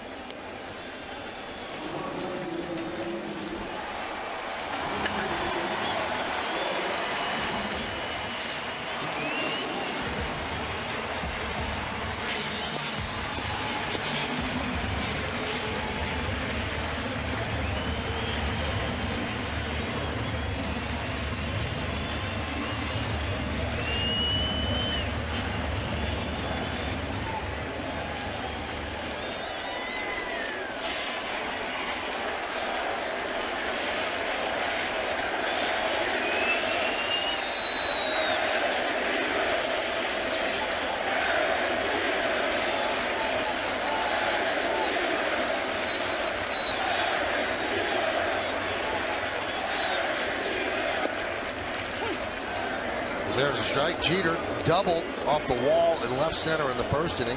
Pick up an RBI. Came on to score later in the inning. Grounded to a 6-4 force in the second. Facing a pitcher who was 4 years old when Jeter made his major league debut on May 29th, 1995. Rip foul. Hanging breaking ball, and Canton a little too quick on that one. Although he's been quick this whole homestand. He's had I think he's had 4 doubles on this homestand. Breaking ball hangs and he rips it.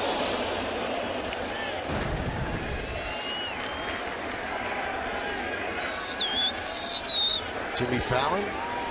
This is the Tonight Show tonight. The 0-2. 1-2.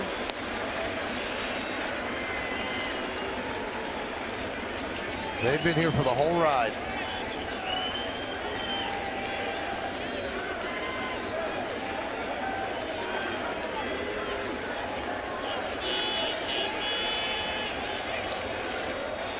The 1-2. Swing and a miss. Jeter down on strikes.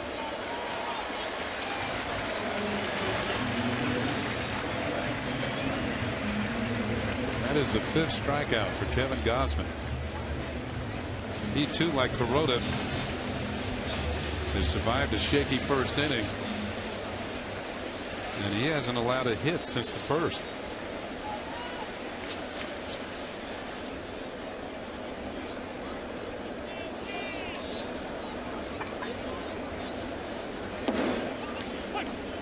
And a strike to Brian McCann. McCann reached on an E4 in the first, got a ribby on that. And then a fly ball to left.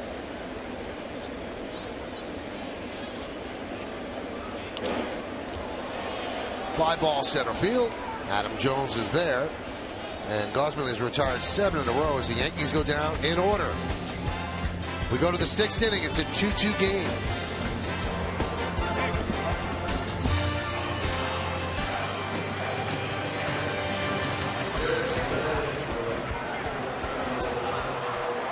Numbers tell a story all their own. He's had a full season of postseason, 158 games, 200 hits, most all-time, 111 runs, most all-time, third in home runs with 20, and fourth in ribbies with 61. 158 games, 4 short of a full season just in postseason.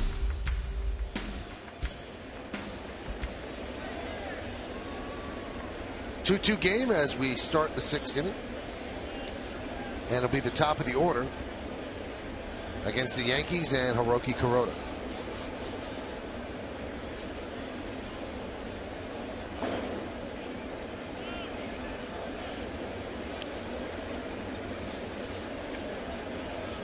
Now you look at those numbers, and to me, I always thought postseason is where you find out who are the real players under the big time pressure. When there's no other game going.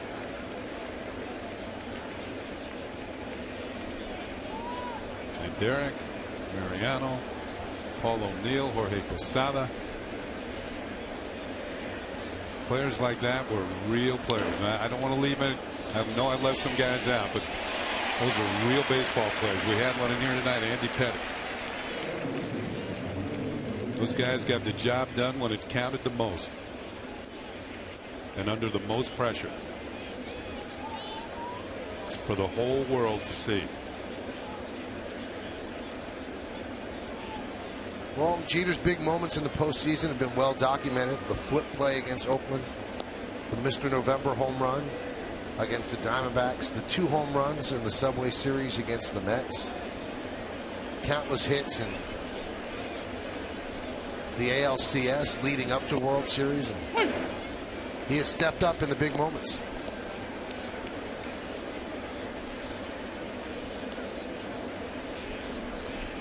And the thing about him is some players will shy away from that spotlight and hope, gee, I hope I'm not up in a big situation. He wants the ball hit to him. He wants to be up in the biggest situation. He doesn't always succeed. Probably fails about 70% of the time, but he wants that moment.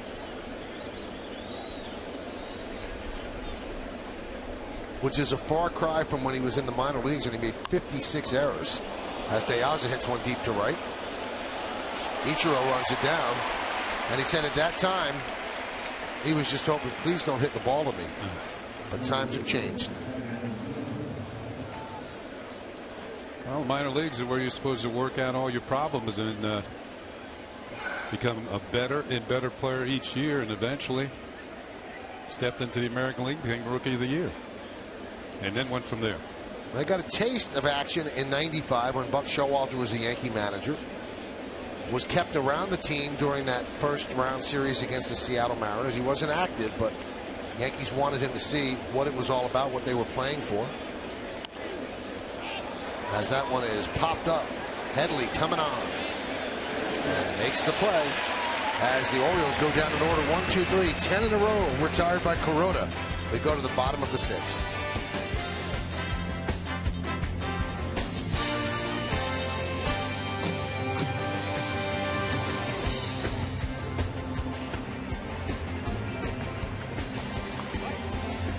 Start something special with a great deal on a Honda now at your Honda dealer. And by People's United Bank, see what know-how can do.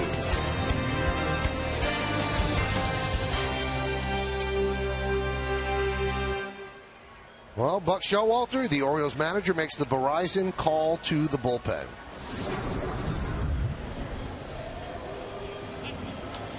And he's going to come out with a left-hander, T.J. McFarland. Will make his second appearance of this series. And he made one spot start earlier this year. And he comes in with a 4.2 record. Very good ERA, but you can see he's given up more than a hit per inning. And opponents are batting .304 against him. And I mentioned some of the Yankees who have made great impression in the postseason. I left one out.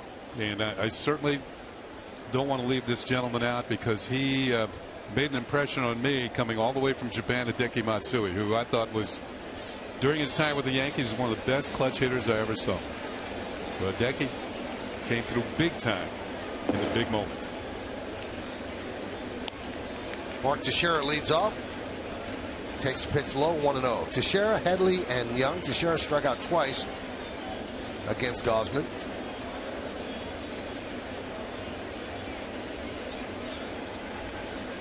A 1-0. 1-1. Between innings, the Yankees have been playing some tributes to Derek, some of his former teammates, and David Cone got a big hand.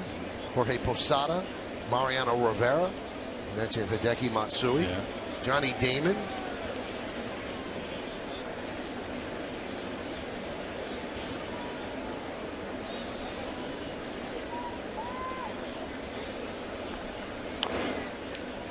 Chopped to short, Hardy for the first out. Maybe not some of the flash and dash you see from the other shortstops in the league, but Hardy's a two-time Gold Glove winner. Very steady. Kind of reminds me of the Blade, Mark Belanger. The late Mark Belanger. Here's Chase Headley. 0 for 1 with a walk.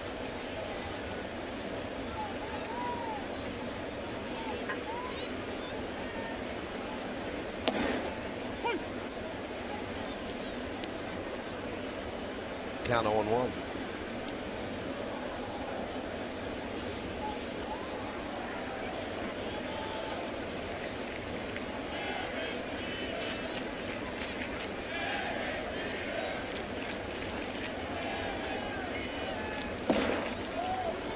Check swing. He does go.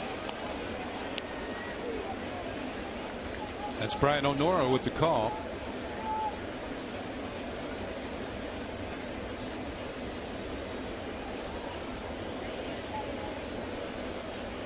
I mentioned Headley's had a good series with the walk earlier in this game. He's been on base 9 times.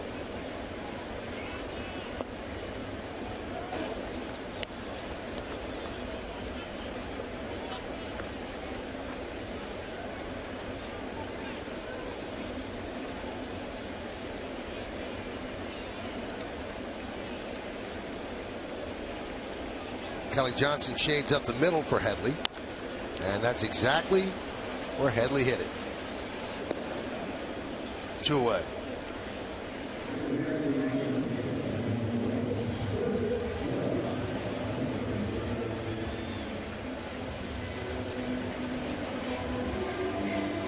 That's going to bring up Chris Young. He's 1 for 2. Chris Young to me is a very interesting player. Right? He's got some tools. He's capable of playing all 3 outfield positions.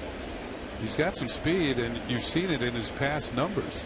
He's got power, but the last few years it just hasn't translated into numbers. The tools are there. Somebody's going to have to unlock the toolbox and get it going. Well, coming off this year, you wonder who's going to take that chance. Now, he has finished okay with the Yankees, but really didn't give the Mets what they expected for their investment. So is there a team out there? Maybe at a low price there is. And all of the guys that I've worked with up here have noticed the bat speed. You can't teach that.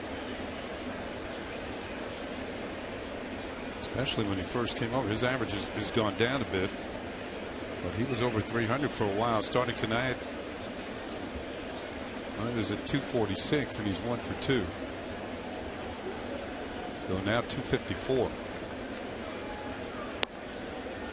And that's with the Yankees.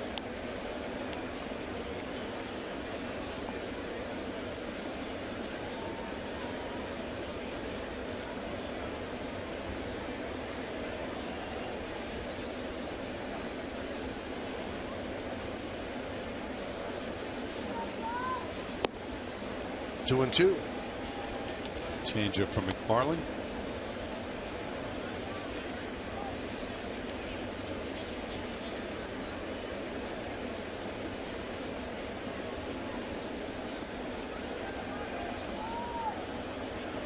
Young has hit as many as 32 home runs in a season. That was in Arizona with the D-backs.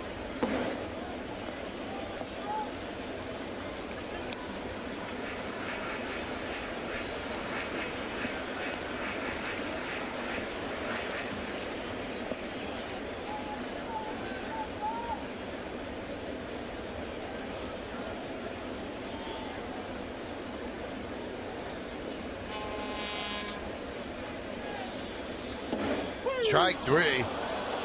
Chris Young down looking. Barring extra innings, and this is hard to believe, there are 3 innings remaining in Derek Jeter's home career.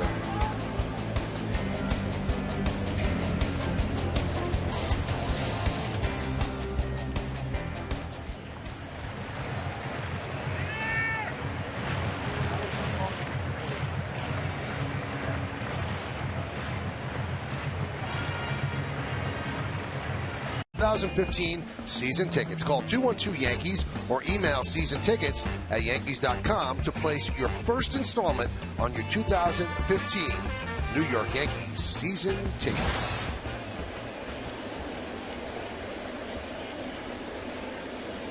Three more innings for Derek Jeter. As he gets ready at shortstop, Nelson Cruz leads off the 7th with the game tied at 2. Foul back.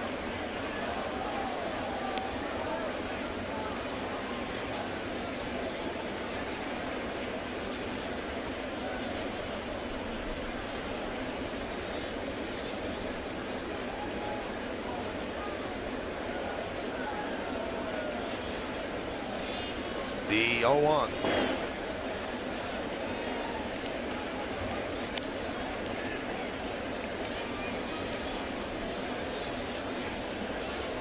Cadillac scoreboard, it's a 2-2 game.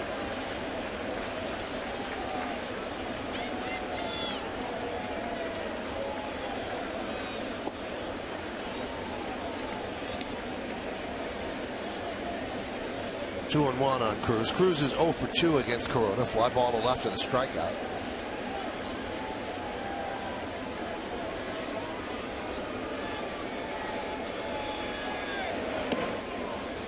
Now I'm looking at Derek Kenny, and you could speak to this. He was drafted by the Yankees as a teenager. He's only seen success. He has had an unbelievable run.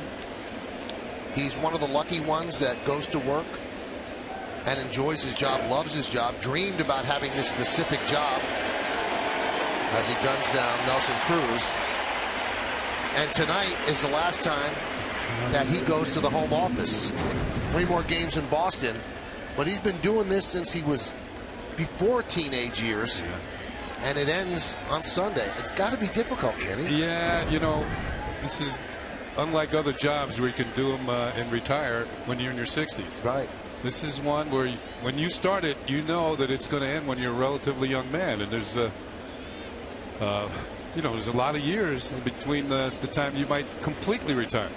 So you got to think of other things to do, and that's why some of the wishes from his former teammates said, enjoy your retirement. You know, he's done it at one position for one franchise. Never played another position in the field. And you know, there were times when people, oh, when he gets older, they're going to move him out to the outfield, or they're going to move him to first base. Well, none of that happened. He's finishing his career where it started, and I think that's extraordinary. And for one team. Yeah. The 1-1. And you wonder, as he stands out there and looks around right now, he's looking out to the outfield, is he thinking about the sands through the hourglass, that this is it, that this is the last time he's going to have this cool job and wear that cool pinstripe suit? Sharp dressed man.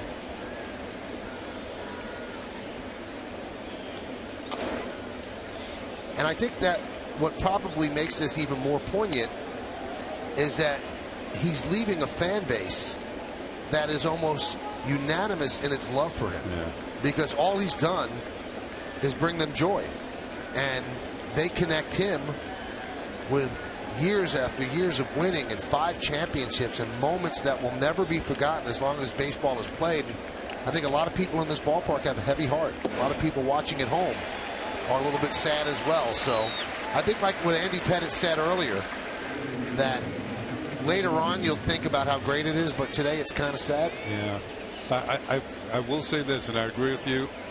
I don't think there's never been a day that Yankee fans have regretted rooting for Derek Jeter, and I think that's what they're going to miss.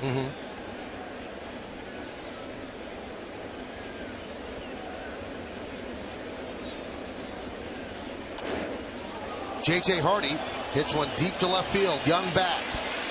And in front of the track, he makes the play, and that will do it. 13 in a row retired by Hiroki Kuroda as the Orioles go down in order. At the end of 6 1/2, it's time for the 7th inning stretch here at the stadium.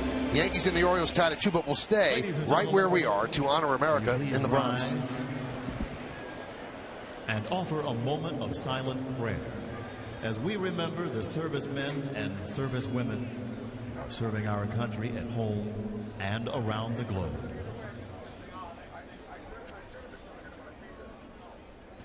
Thank you. Now, please join in Kate Smith's rendition of God Bless America.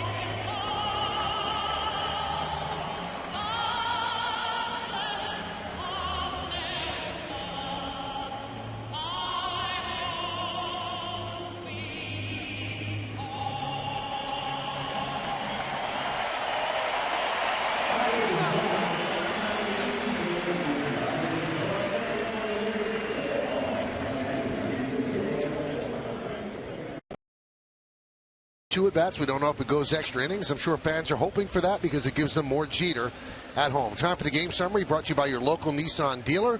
2-3-2 O's, 2-3-1 Yanks. Jeter, that double in the first inning driving a run. He scored a run as well. Markakis and Diaz opened the game with solo home runs. Kuroda since then has been outstanding. 7 innings, 3 hits, 2 runs. Didn't walk a batter and struck out 7. No one warming up in the Yankee bullpen, so he's going to pitch the 8th. You mentioned Kuroda not walking a batter. He hasn't walked a batter since August 28th. Here's Stephen Drew against T.J. McFarland. And a strike.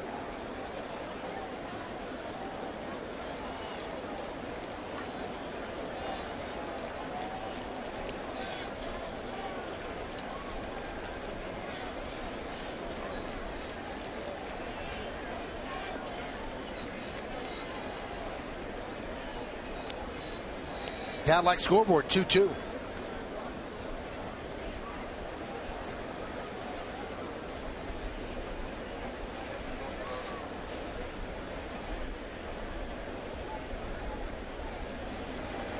Shift is on. 3 infielders on the right side.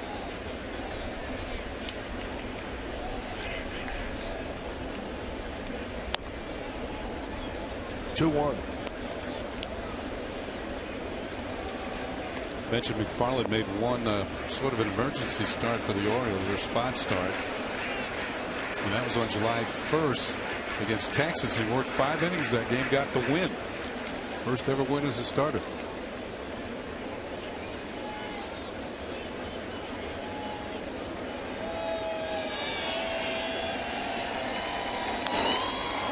Driven deep to right field. That ball is foul. Well, Drew got the head out. Hold it down the line. It's just a matter of fair or foul. And you can see. Wow, what a catch. Nice play. And you can see it twisting there. It's on the wrong side of the foul pole if you're a Yankee fan. See that? Yes, Mo? Brought to you by your Mercedes-Benz Tri-State dealer. What a play. Wow. Lucky he didn't tumble over.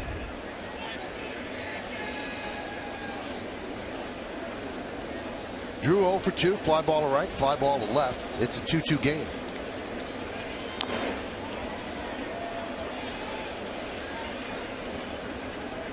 Bounded off his foot. He's going to walk this one off.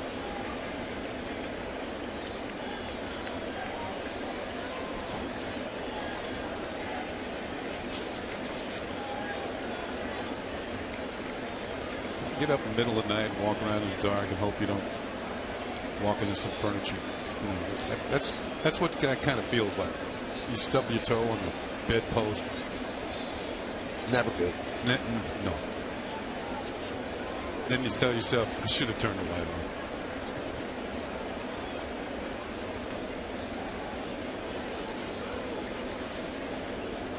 Two. 3-2.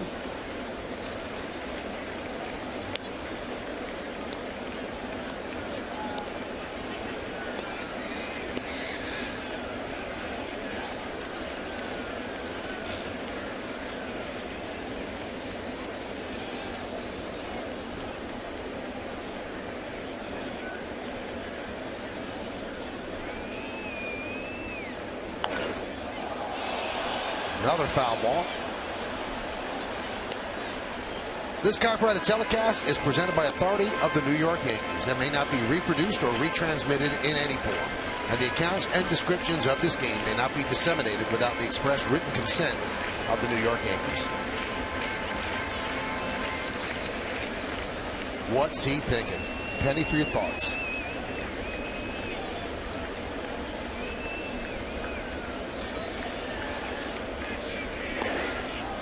Swing and a miss. The ball gets by Joseph. Drew hustling to first to make it.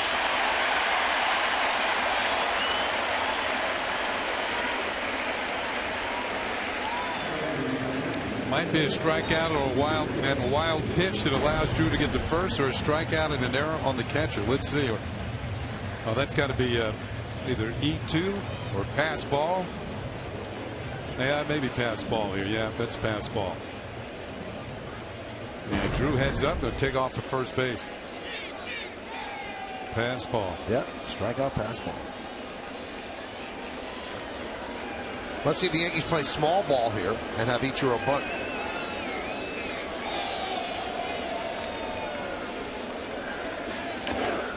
And he bunts. Foul up the third baseline.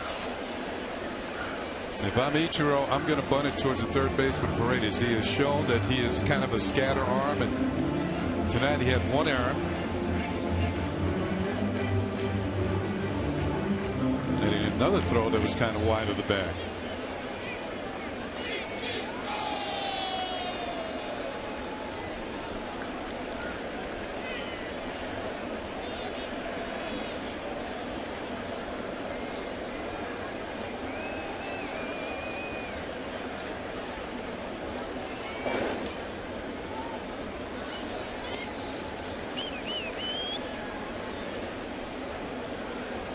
Now, while Ichiro's up there trying to sacrifice the runner to second, remember, with his excellent speed, they're going to have to handle the ball cleanly. Or he'll beat it out.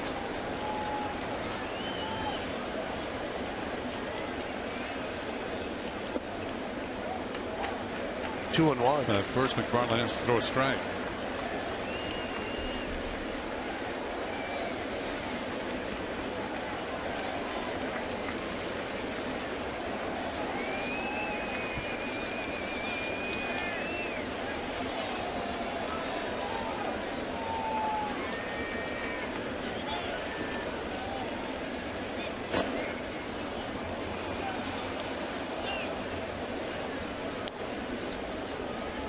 Crowd of 48,613 here at the stadium. It is a sellout for the final home game of the year, final home game of Derek Jeter's career. And it's the biggest attendance of the season.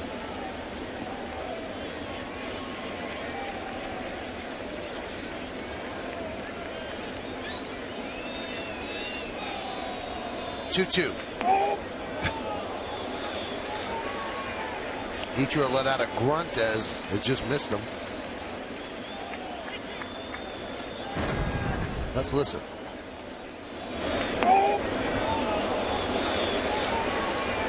That was his version of look out. Well, let's see if Joe Girardi has Drew on the move here. Thinking Ichiro can make contact and protect him. He wasn't going.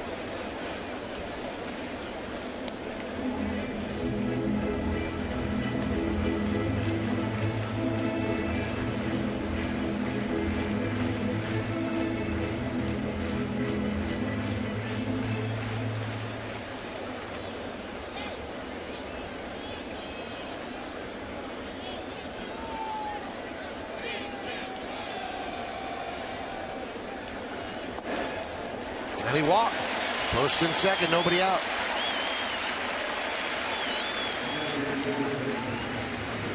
Well, the bunts should still be in vogue here with the rookie Perella coming to the plate. And with a rookie coming to the plate, good job by Robbie Thompson, third base coach. He's going to give him verbal signs here. You know, he's new to the team. It's a pressure situation. No ifs, ands, or buts. Boy, bunt would seem like it should be said quicker than that. Well, maybe disguising it. You know, just. So he's really whispering sweet nothings? Well, maybe he's also saying how long it's going to be on. Just maybe this whole at bat until you get 2 strikes. But try and get it down. Squaring. And he takes low. And once again, you want the third baseman to field it. What helps the Orioles here is McFarland is a left-handed pitcher. And he wouldn't have to turn his body to make a throw to third. And he's going to get a visit here from Dave Wallace, the pitching coach.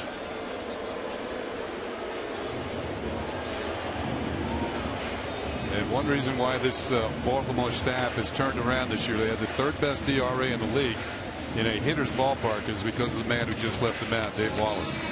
Well, you got to stick around after the final out for tonight's special WB Mason postgame. Bob Lorenz, Jack Curry, and John Flaherty break down this historic night at the stadium. Plus, Meredith Morakovitz has the reaction from the clubhouse, and we'll hear from the captain himself. This is a postgame you're not going to want to miss, and it's all coming up only on Yes.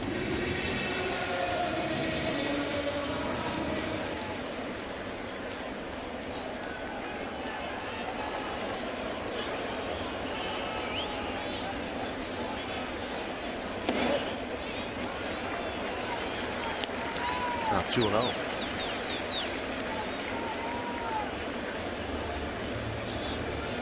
Now look down there. This might have changed things. Thinking that McFarland might lay one in there. And Perella could put a good swing on a 2-0 pitch. The Oriole infield is expecting a bunt. Everybody's kind of moving around. And he's going to bunt again. And a good one. And he reaches the sacrifice successful, and the Yankees have the bases loaded.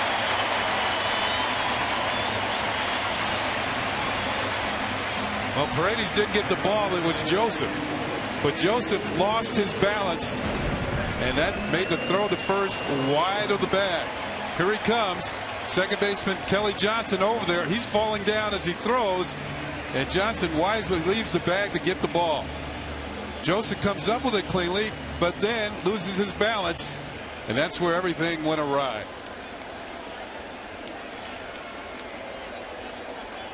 Bases loaded, nobody out.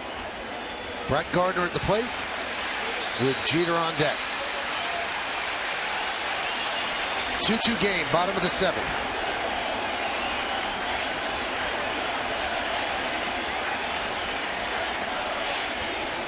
Gets away from Joseph, but not far enough. Did they give Joseph an error on that sacrifice? Well, he should be sacrificed. And how did Perella reach base? Base hit. Base hit. Wow. He'll take it. I would too. Need to white out, Michael? No, I just wrote over it.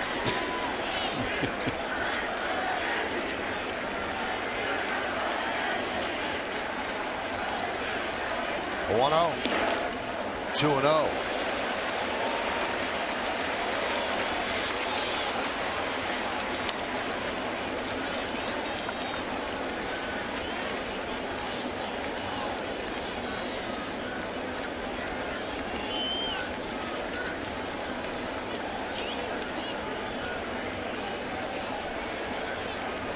The lefty gets the sign, and the 2-0 pitch. A strike to Gardner. 2-1. I wonder how many Yankee fans are sitting at home right now rooting against Brett Gardner to get a hit. So it sets up that Jeter could be the hero. Well, you can still be a hero and follow him up with another one.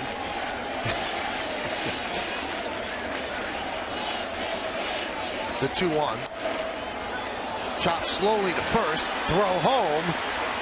And they get Stephen Drew. And Gardner reaches, and that'll bring up Jeter. Number 2, Derek Jeter. Number 2.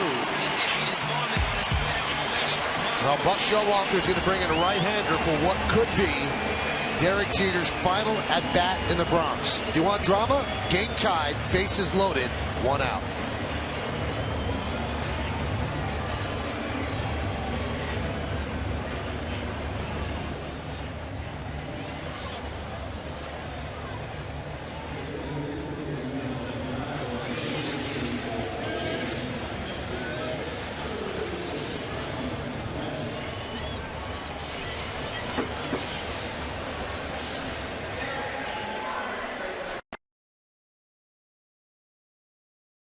Is on deck. The bases are loaded. 1 man out in the bottom of the 7th inning. The Orioles have made a pitching change to bring in a righty to face Jeter. Jeter tonight doubled off the wall in left center in the 1st inning to drive in a run scored. Later that inning, in the 2nd, grounded to short, and then in the 5th, he struck out. The cameras are poised to record what might be his final at bat here in the Bronx.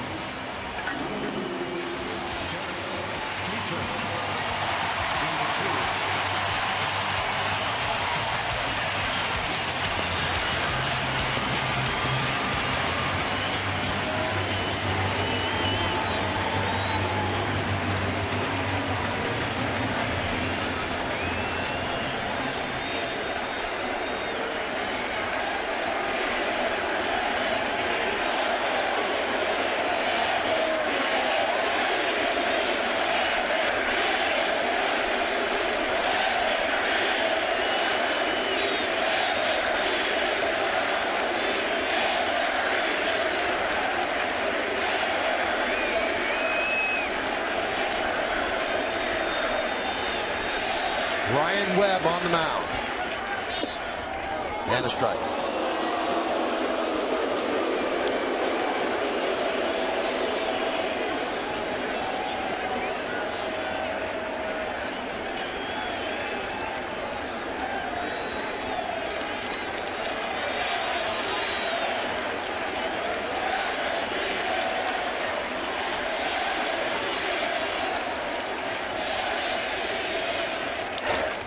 Soft ground ball is short. And they throw it into right field. 1 run scores. 2 runs will score. Gardner moves to third. Jeter reaches, and the Yankees lead 4-2.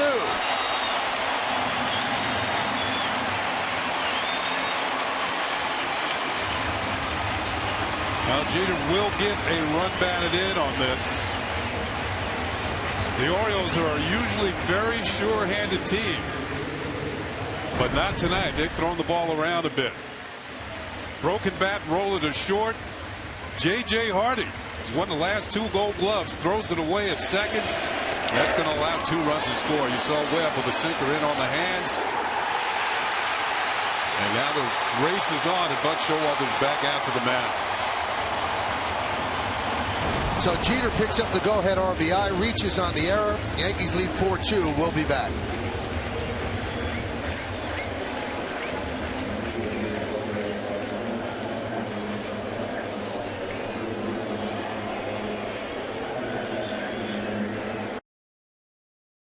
Just an iconic figure.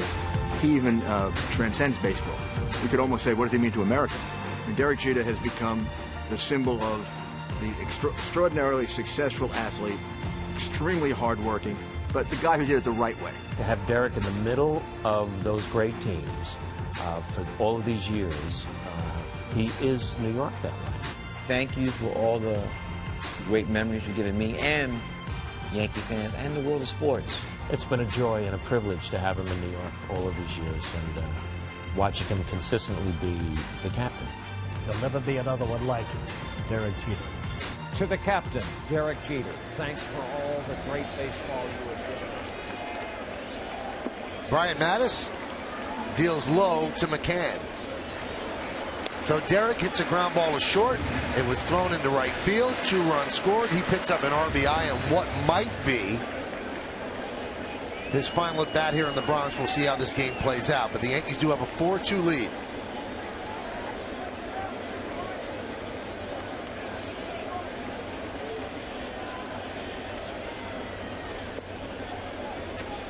And what might be the game-winning run batted in.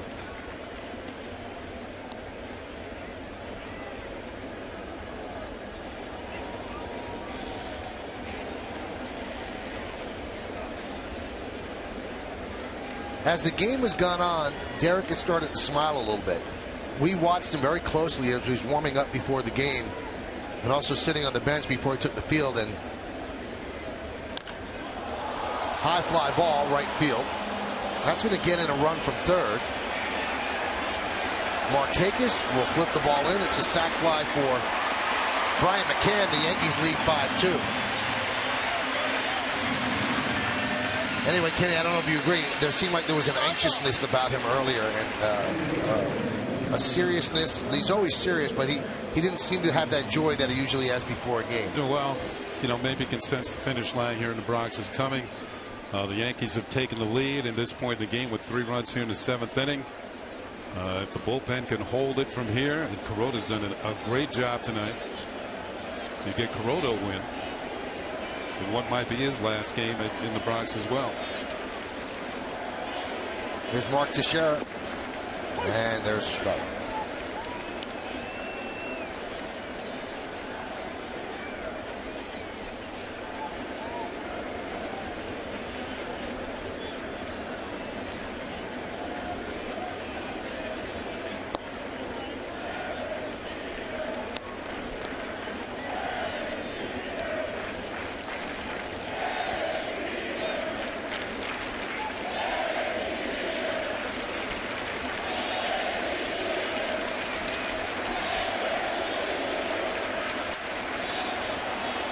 Fly ball shallow center. Jones on the run and makes the play. Covered a lot of ground.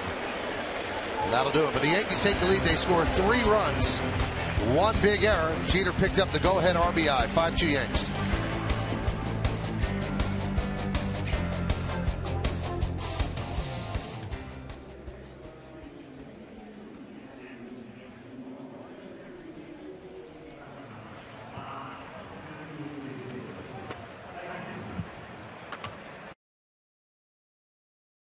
Derek Jeter hunting for his first major league hit and sends a base hit into left. Derek Jeter, after going 0 for 6, finally has his first major league hit. And that was a T-Mobile game changer. Yes, it was. 3,461 to follow that one.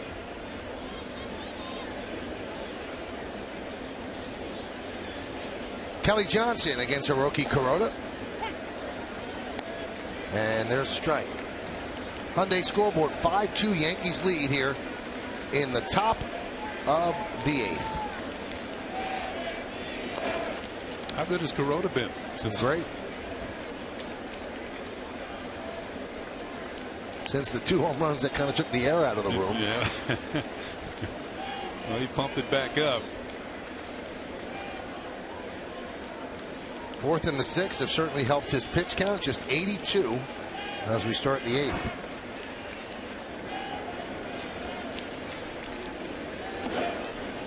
Swing and a miss. Johnson down on strikes. 8 strikeouts for Kuroda. Johnson with the swing and a miss. Is this the splitter? Yeah, I think it was, but it didn't have the best break on it, but Johnson couldn't get to it. Kuroda has tied his season high in strikeouts. He struck out 8 Angels back in May and 8 Red Sox earlier this month.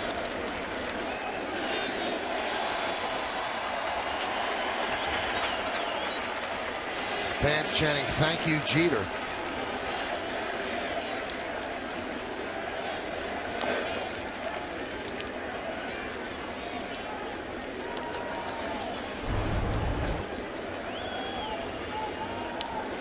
And he said, "Thank you."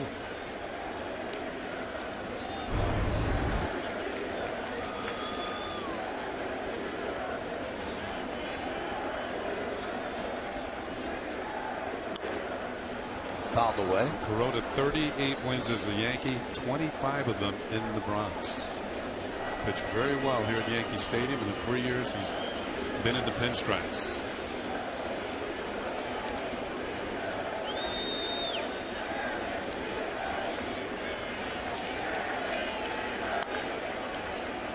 Grounded foul. Nice play by Teixeira, but a foul ball.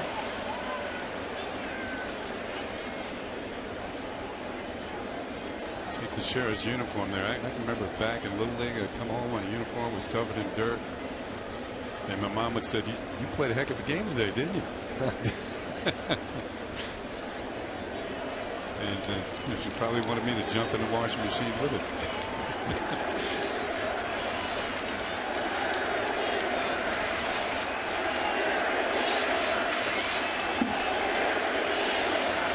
That pitch got the right hand of Adam Hamar. He's going to walk off the paint, hand the ball to Kuroda, who asked him if he was okay.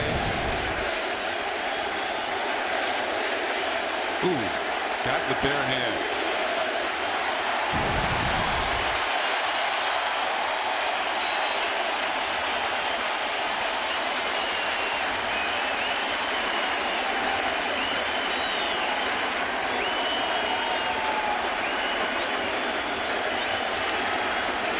That started in Pequannock, New Jersey for Derek Jeter. Born there, moved to Kalamazoo, dreamed of becoming the Yankee shortstop. What a dream. As Paredes swings and misses. No one could have dreamed this big. What did he say when he was a youngster? I want to be the shortstop for the New York Yankees.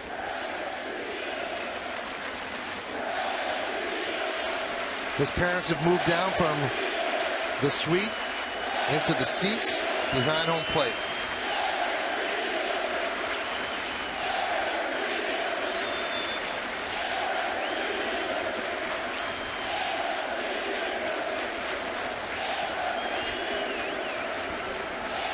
For those fans who are here tonight, and certainly for the captain,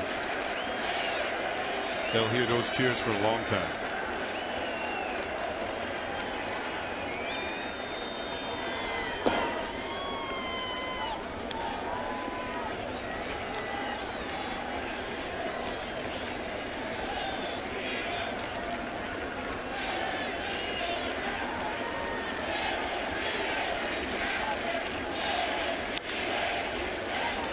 Rip foul.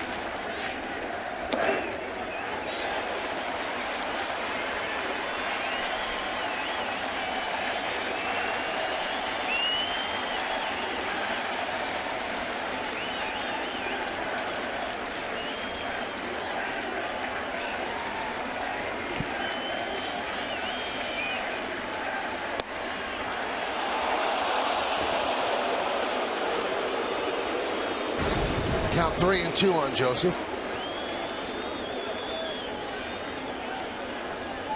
Thought that might have been strike 3, but not quite.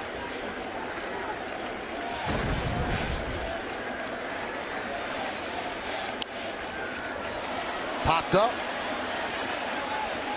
McCann makes the play, and that'll do it in the top of the 8th. Derek Jeter heads to the dugout. His team is up 5-2.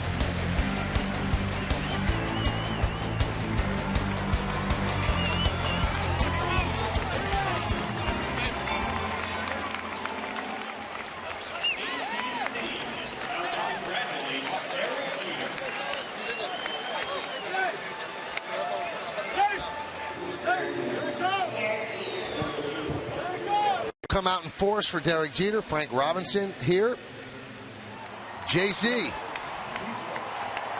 Little Joe Piscopo action. Ahmad Rashad and NBA Commissioner Adam Silver. Jimmy Fallon likes what he sees.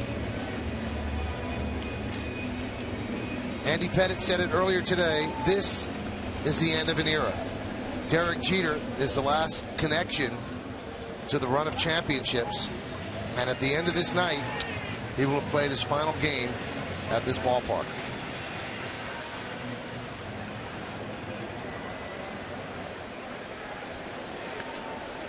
They're going to get emotional. Oh, yeah. They've been here for the entire ride. That's their son.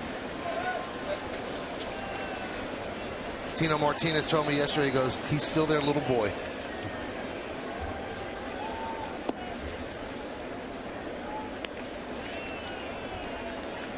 And they've kind of shared him with the baseball world.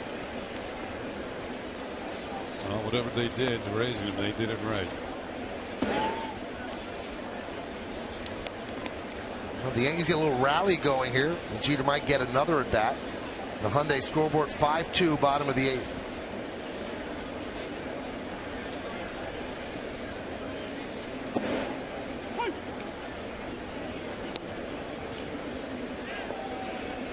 Joe Saunders on the mound.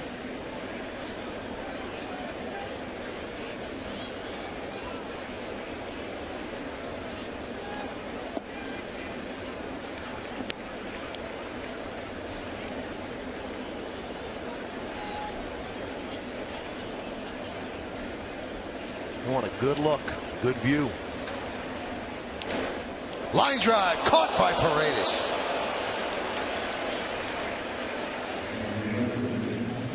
Yankees Baseball on Yes is brought to you in part by New York Presbyterian. Amazing things are happening here.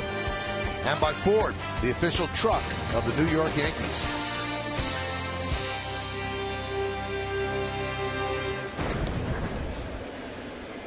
Oh, Headley smoked this one.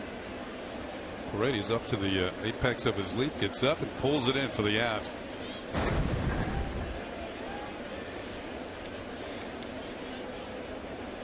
Chris Young.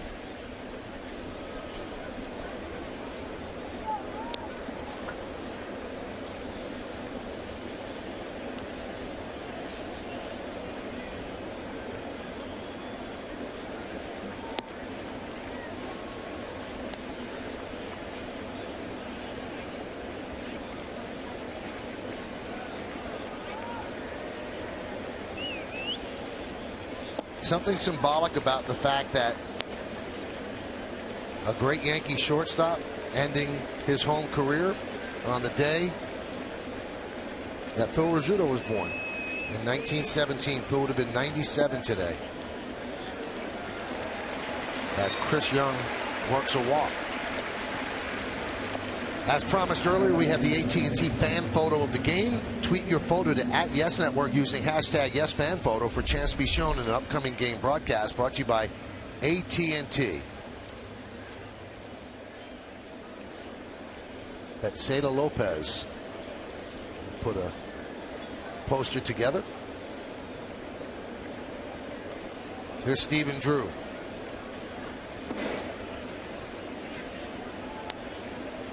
One and 0.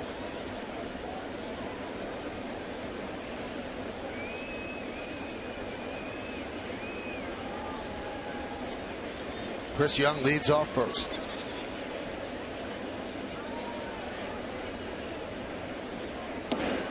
Well, if the Yankees can hold on and win this one, I think it'd be the type of win that that Yankee fans that are here tonight and watching on TV are going to remember in the captain's last game, but it would also guarantee the Yankees to have a winning season. Not what they would have liked, of course, as far as total wins, but they would keep that streak going of consecutive winning years. There's Dr. Charles Jeter. He never let Derek win at anything. Derek said they used to play The Price is Right before Derek would go to school, and Derek would bid on items and the father would always beat him in the showcase showdown. and they just wouldn't let him win. And Dr. Jeter was asked why. He said because he had to learn. He had to learn to win.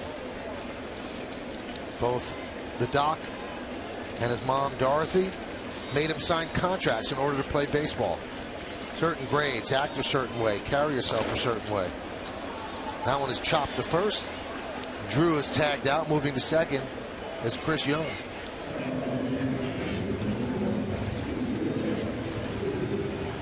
And somehow they raised a young man who has handled celebrity about as well as you can handle it in this day and age.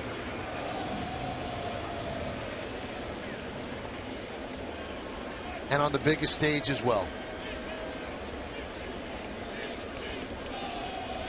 Here's Ichiro. We spoke earlier about how this could be his final game as a Yankee here at Yankee Stadium.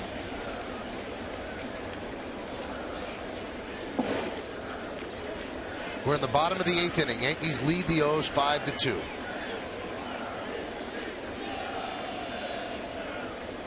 Everyone has stayed at this ballpark as Derek Jeter will take the field for the final time in the top of the 9th inning.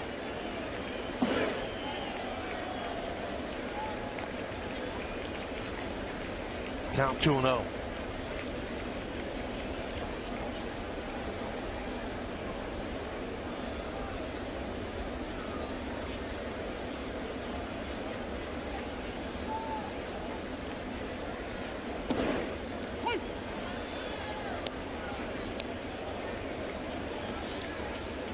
Derek's first hit came in Seattle after starting 0 for 6 in 1995. Became the Yankee hit leader across the street.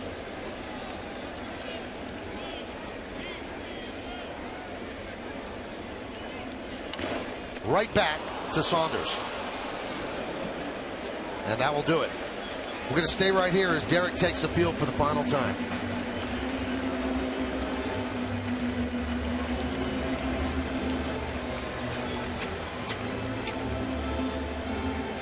What is going through Derek's mind right now as he gets his glove and will head out to his field of dreams.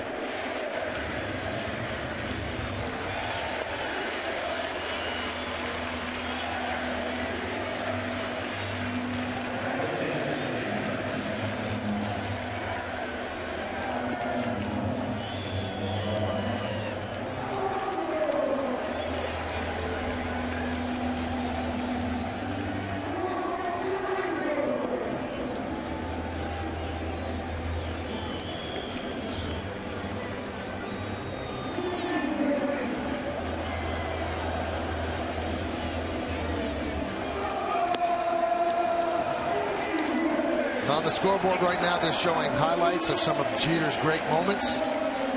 He's taking the ground balls as he has for all of these years, getting ready to finish off another Yankee win. And as Kenny said at the start, more games over 500 than any Yankee player in history. Any other player in history. Even better. That'll be 511 games over. And you just sense that 48,613 people are waiting to give him a collective hug. And when you think of that total, 511 wins, over 500, that's more than 3 seasons worth of games, over 500.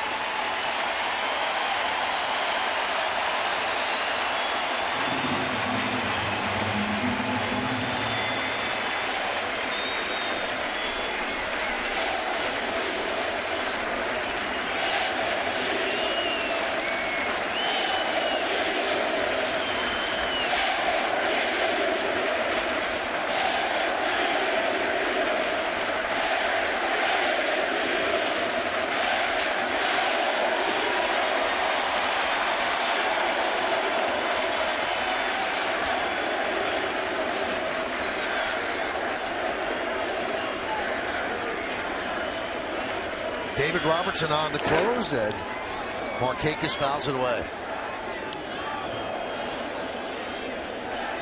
Yankees trying to give Jeter a win in his final home game.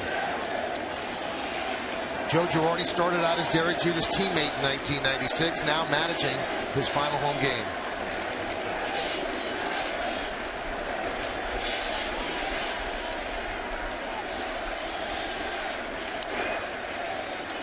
Fouled off 0-2. There's his first manager in 1995, Buck Showalter. And across the diamond, his final manager, Joe Girardi. He's only had 3. The other's Joe Torre.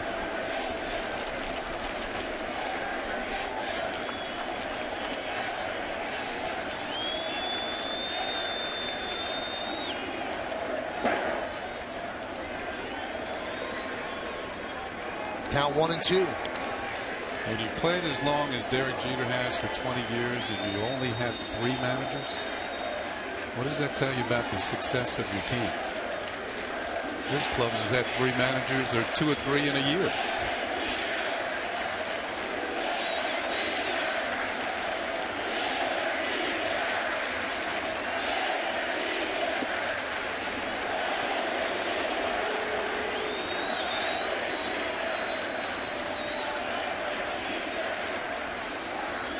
Never has a game seemed like more of an afterthought. That's the story.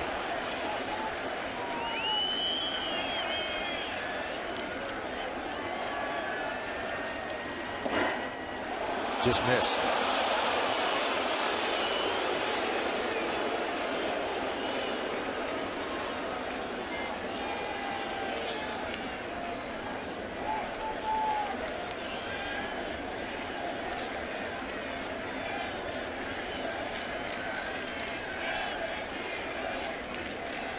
(3-2).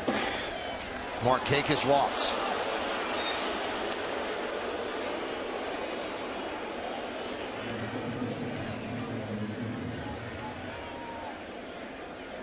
Joe Girardi said he expected to get emotional tonight. He said, I got emotional and cried when Mo finished his career. And now the final member of the core 4, his career winding down.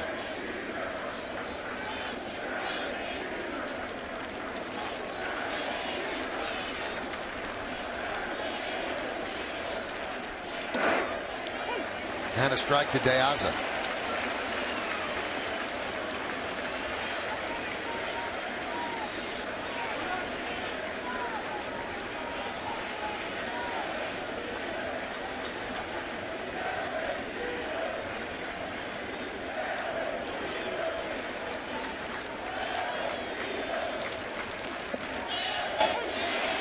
Oh, and 2.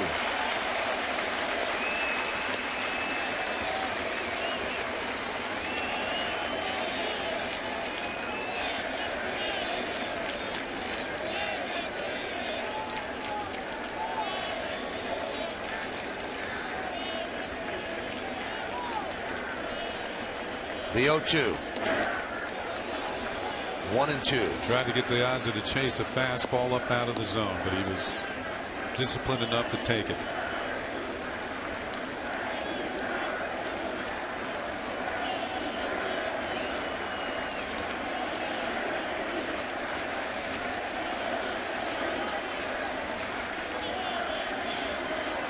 One, 2. Strike 3. De Aza down looking.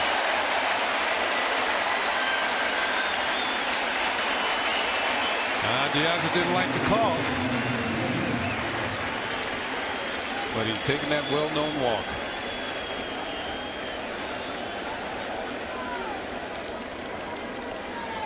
And that brings up Adam Jones.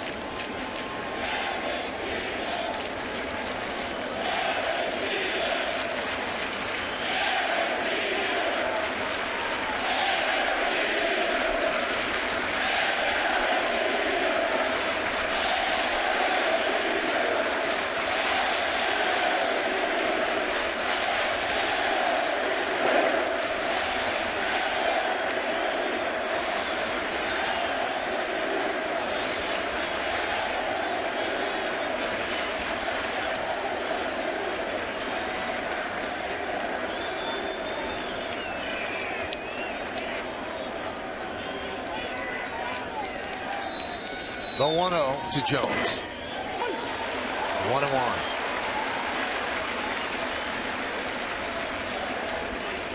You want to keep Nelson Cruz from coming up being the tying run in this game. You've got to get Adam Jones out of it.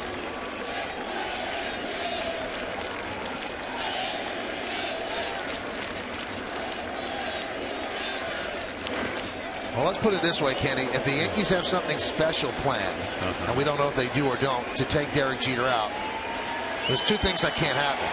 Jones getting on, the game still being on the line, or a double play.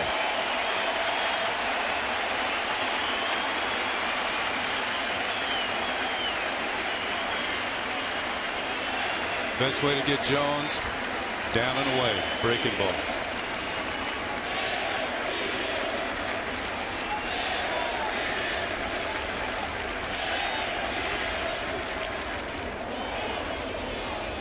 That pitch kind of set it up.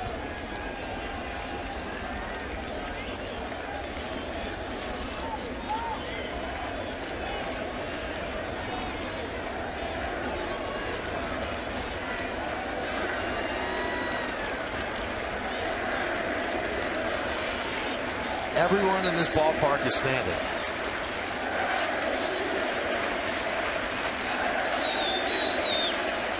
One, two. Ooh.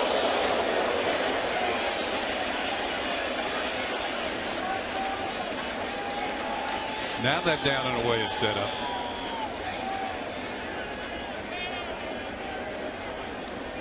That is a pitch designed to make you not lean over towards that outside corner.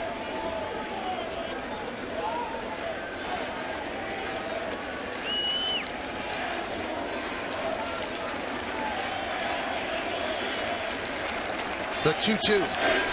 That one's drilled deep to left field. That ball is gone. A home run for Adam Jones. And the Yankees now lead 5-4.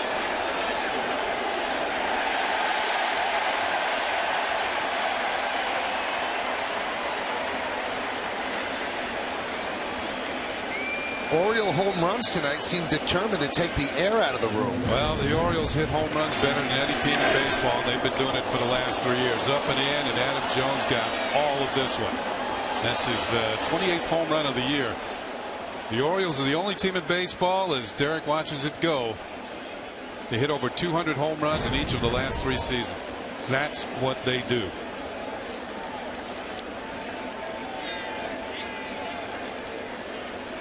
Here's Nelson Cruz, 0 for 3. Fouled away.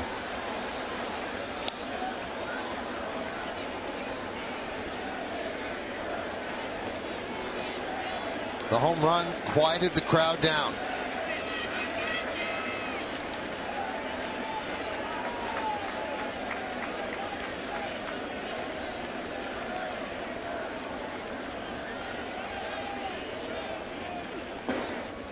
There almost seems to be a division of sadness and celebration here tonight, where they're finding it hard to say goodbye. Well, Michael, when you look at some of the youngsters in the crowd, and maybe some of the people in their 40s when they were teenagers, or almost just out of their teens when Derek started. And you got people maybe 20-year-old or a little more than that. That's all they've seen is Derek Jeter at shortstop.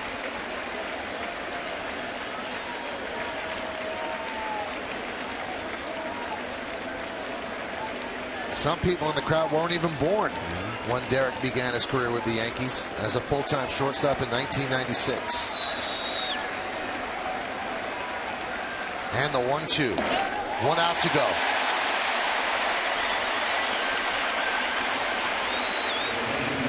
That was that breaking ball I thought he'd throw to Adam Jones. Instead, he uses his own Cruz and strikes him out.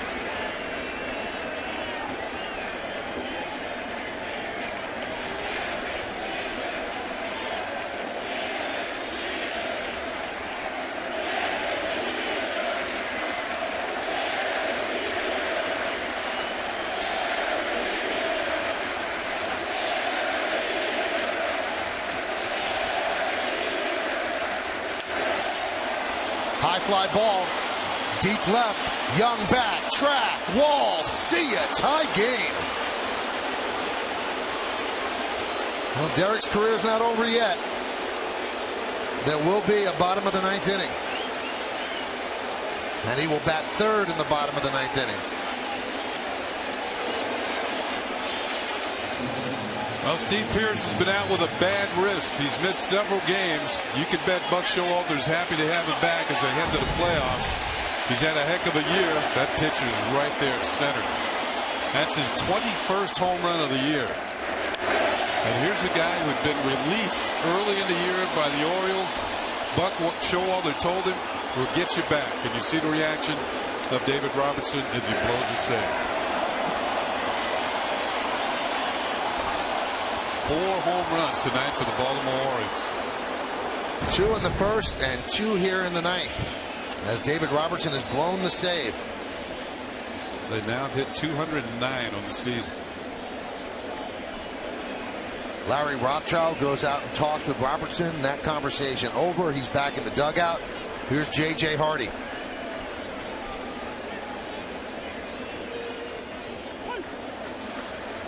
And a strike.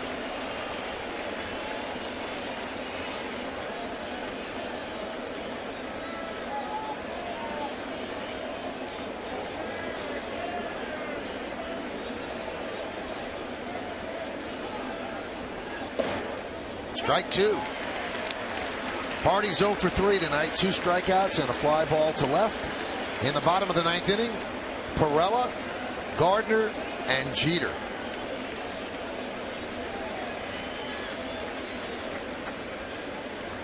And the 0-2.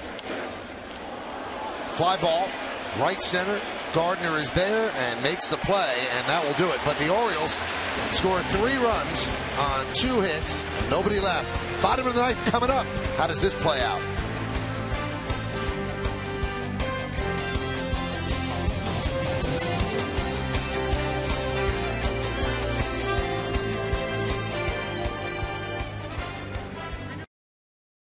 Retailers.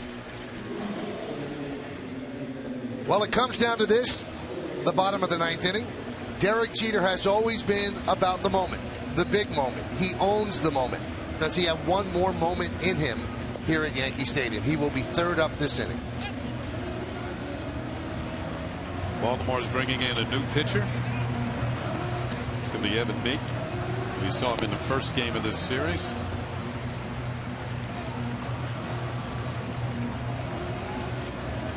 Well, the Orioles proved they did not want to be a prop tonight. They're trying to get home field advantage in the American League, so they battled. They were down by 3. They could have said, okay, this is about Jeter. Let's just get on the plane and go. No. But they fought back. And now, in essence, they've set up what could be a Hollywood ending with Derek Jeter due up this inning. Let's see if he takes advantage of it. Adam Jones, Steve Pearce with the home runs. Flaherty has taken over at third for Paredes. And Evan Meek is on the mound. Here's Perella. Rip foul.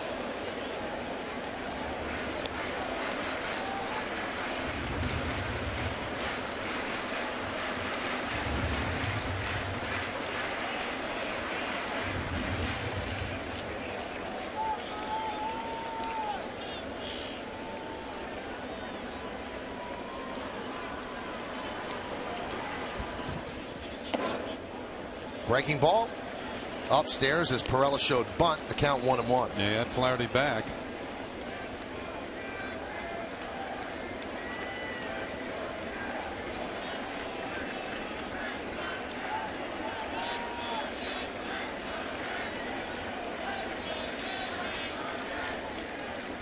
The 1-1. Grounded past the diving Flaherty and into left field. So Perella picks up a single, a big turn. Daring De Aza, and he heads back to first. That was a good breaking ball, and Perella stayed with it. There's the turn that Michael's talking about. They tell you to run hard to first. We don't always see it. Just in case that outfielder bobbles, you can get into scoring position. Well, let's see if they have Brett Gardner bunt. It would seem to be the play here. Antoine Richardson pinch runs for Pirela. And it tells me the plan has changed. Richardson, we mentioned the fact that when he's in the minors, he stole over 300 bases. He hasn't been caught at the big league level. He's 5-0. He is the modern day Homer Bush. Joe Torre used to go to Homer Bush, and he always seemed to score. Flaherty's in on the grass expecting a bunt. Pierce holds on. Richardson at first.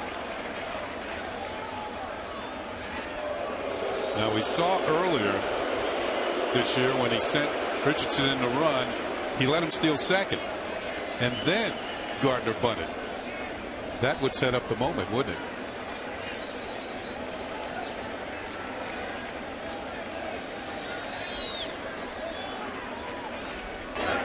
And there's a bunt. Meek goes to first. Richardson in scoring position, and that brings up Jeter. Now batting for the Yankees, number 2, Derek Jeter. Number 2.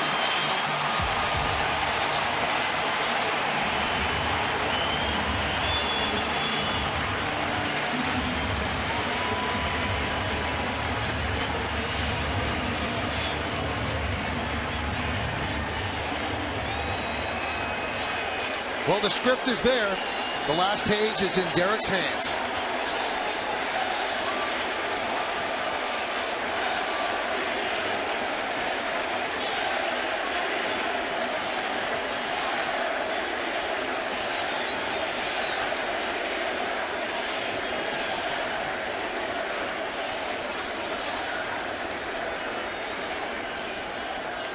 Meek deals. Base hit to right field. Here comes Richardson. Here's the throw from Markakis. Richardson is safe. Derek Jeter ends his final game with a walk-off single. Derek Jeter, where fantasy becomes reality. Did you have any doubt?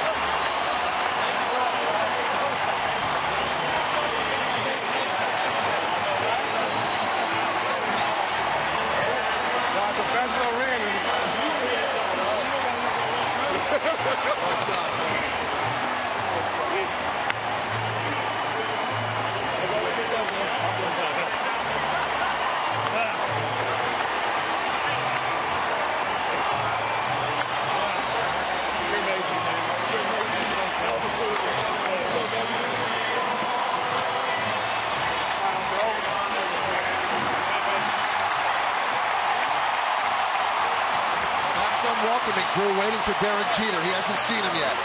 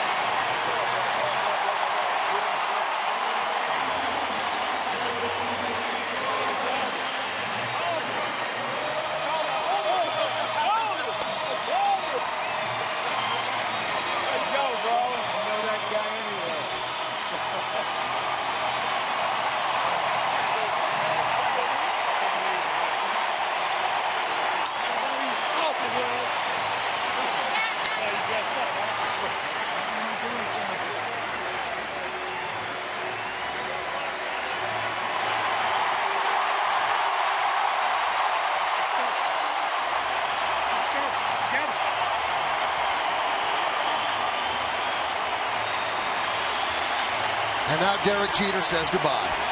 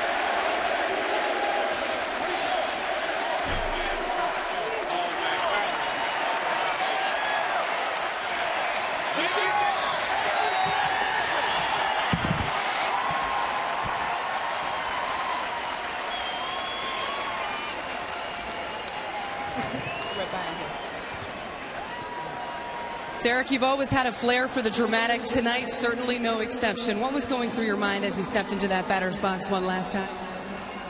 Don't cry.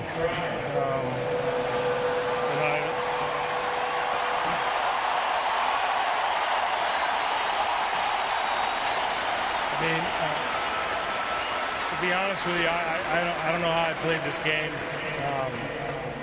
I went up my first at bat. I forgot my elbow guard. I was throwing balls away. I was giving signs to Drew at second base, and there's no one on base. So I was all messed up. But I want to thank everyone here. I've said it time and time again.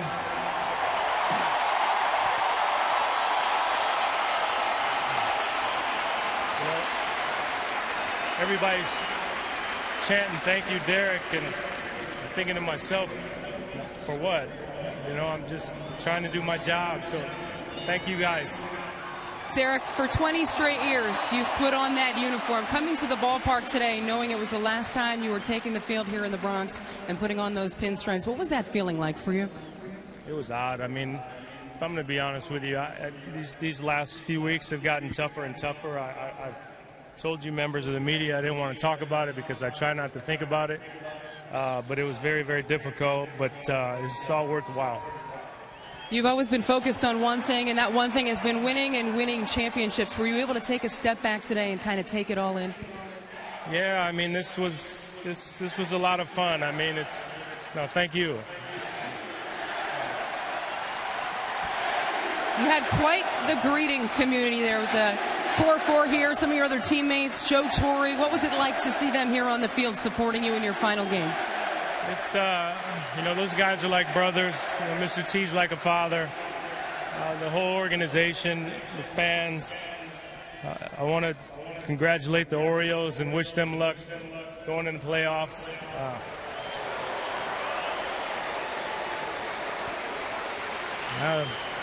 They deserve it. Before I let you go, what are you going to miss most about this uniform and this place? Everything. But most importantly, I'm going to miss the fans. They're what made this special. Derek, thanks for the time.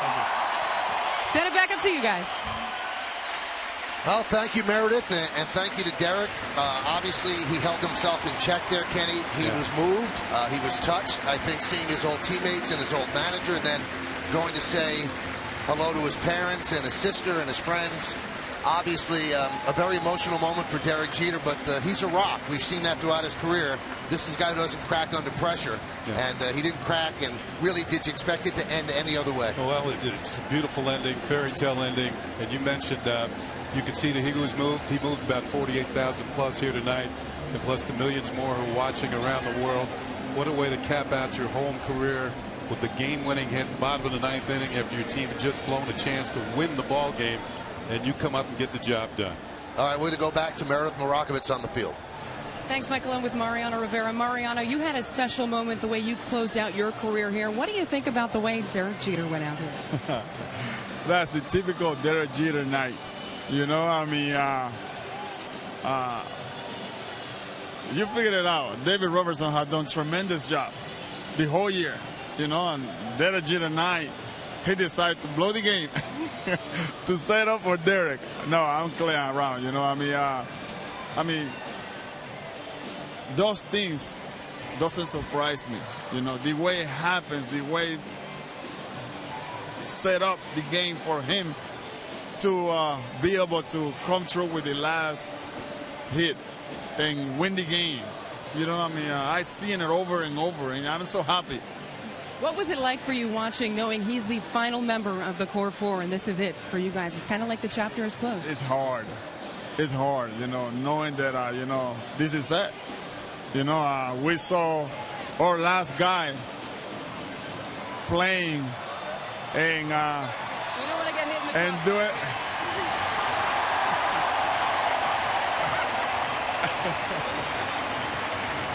Oh, camera guy left. All right, Mariano, thanks for the time. I appreciate it. Thank you very much. Michael and Kenny, back up to you. In his entire career, when they did the pies, when they've done the Gatorade, he has never, ever gotten the shower. And he did right there by CeCe Sabathia and Brett Gardner. Amazing. It certainly is. And once again, quite an appropriate. And he took it like a man. He just stood there and said, all right, it's my time, finally. You know, we talk about, and we said this at the beginning of the inning, he seems like he rises to the moment. And this has been an old refrain that he slows things down when everybody gets it sped up. You're right. It almost seemed like it was predestined. You know, Mariano joke, David Robertson's been unbelievable. He blows the save and sets that moment up. It could not have ended any better unless that was a pennant-clinching win. And Michael, during the game, you mentioned all the great athletes who say that. How many times did Michael Jordan hit the game-winning shot? He says, I could see it happen before it happened. And he sets it all up, and he gets the winning shot. Derek Jeter tonight, as you said, the moment came to him. The moment came to him, and he was above the moment itself. Well, that family has seen so many great moments. Let's give you another look at Derek Jeter's game-winning Yankee Stadium-ending hit. Evan Meek on the mound. It's right there, and a typical Derek Jeter hit in the right field. Now he's looking to see if Antoine Richardson's going to score. He does. The Yankees have won. Time to celebrate here in the Bronx and all over the world for Yankee fans.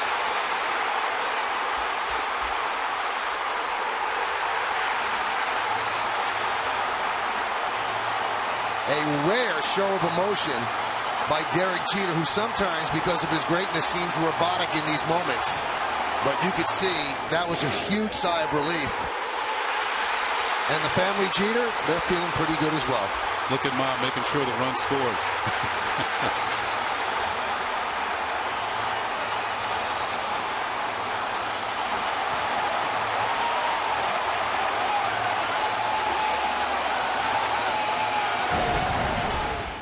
Well, the story has been told, Kenny. Born in New Jersey, moved to Kalamazoo, a Yankee first-round draft pick. All he ever wanted to be as a kid was the Yankee shortstop. And boy, did he do a good job at that. And he said on Derek Jeter Day, I'm glad I got to play shortstop. There's only one Yankee shortstop, and he's been that man for 20 years and an amazing run.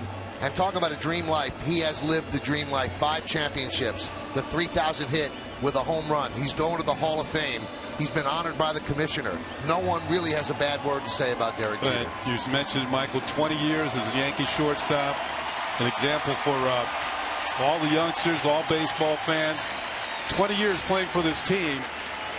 But as long as there's going to be the Yankees, Derek Jeter will be never forgotten. Well, let's see if Derek Jeter now says his goodbye to the crowd.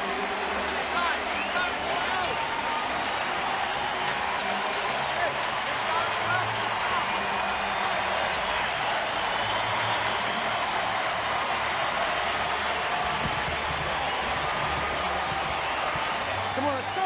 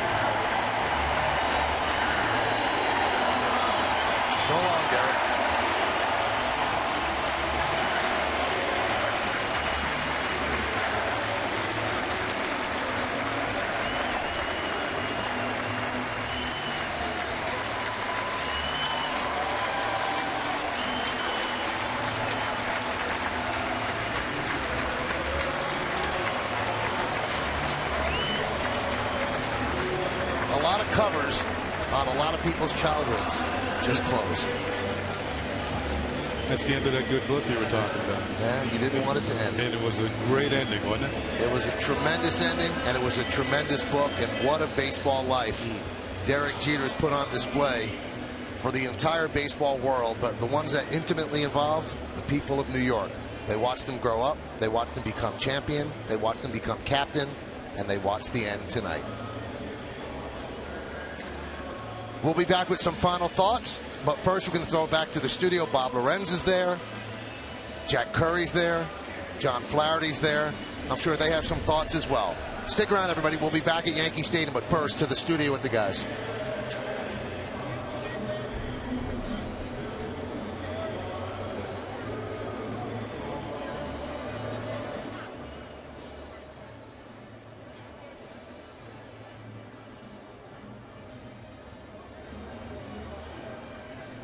Number 2.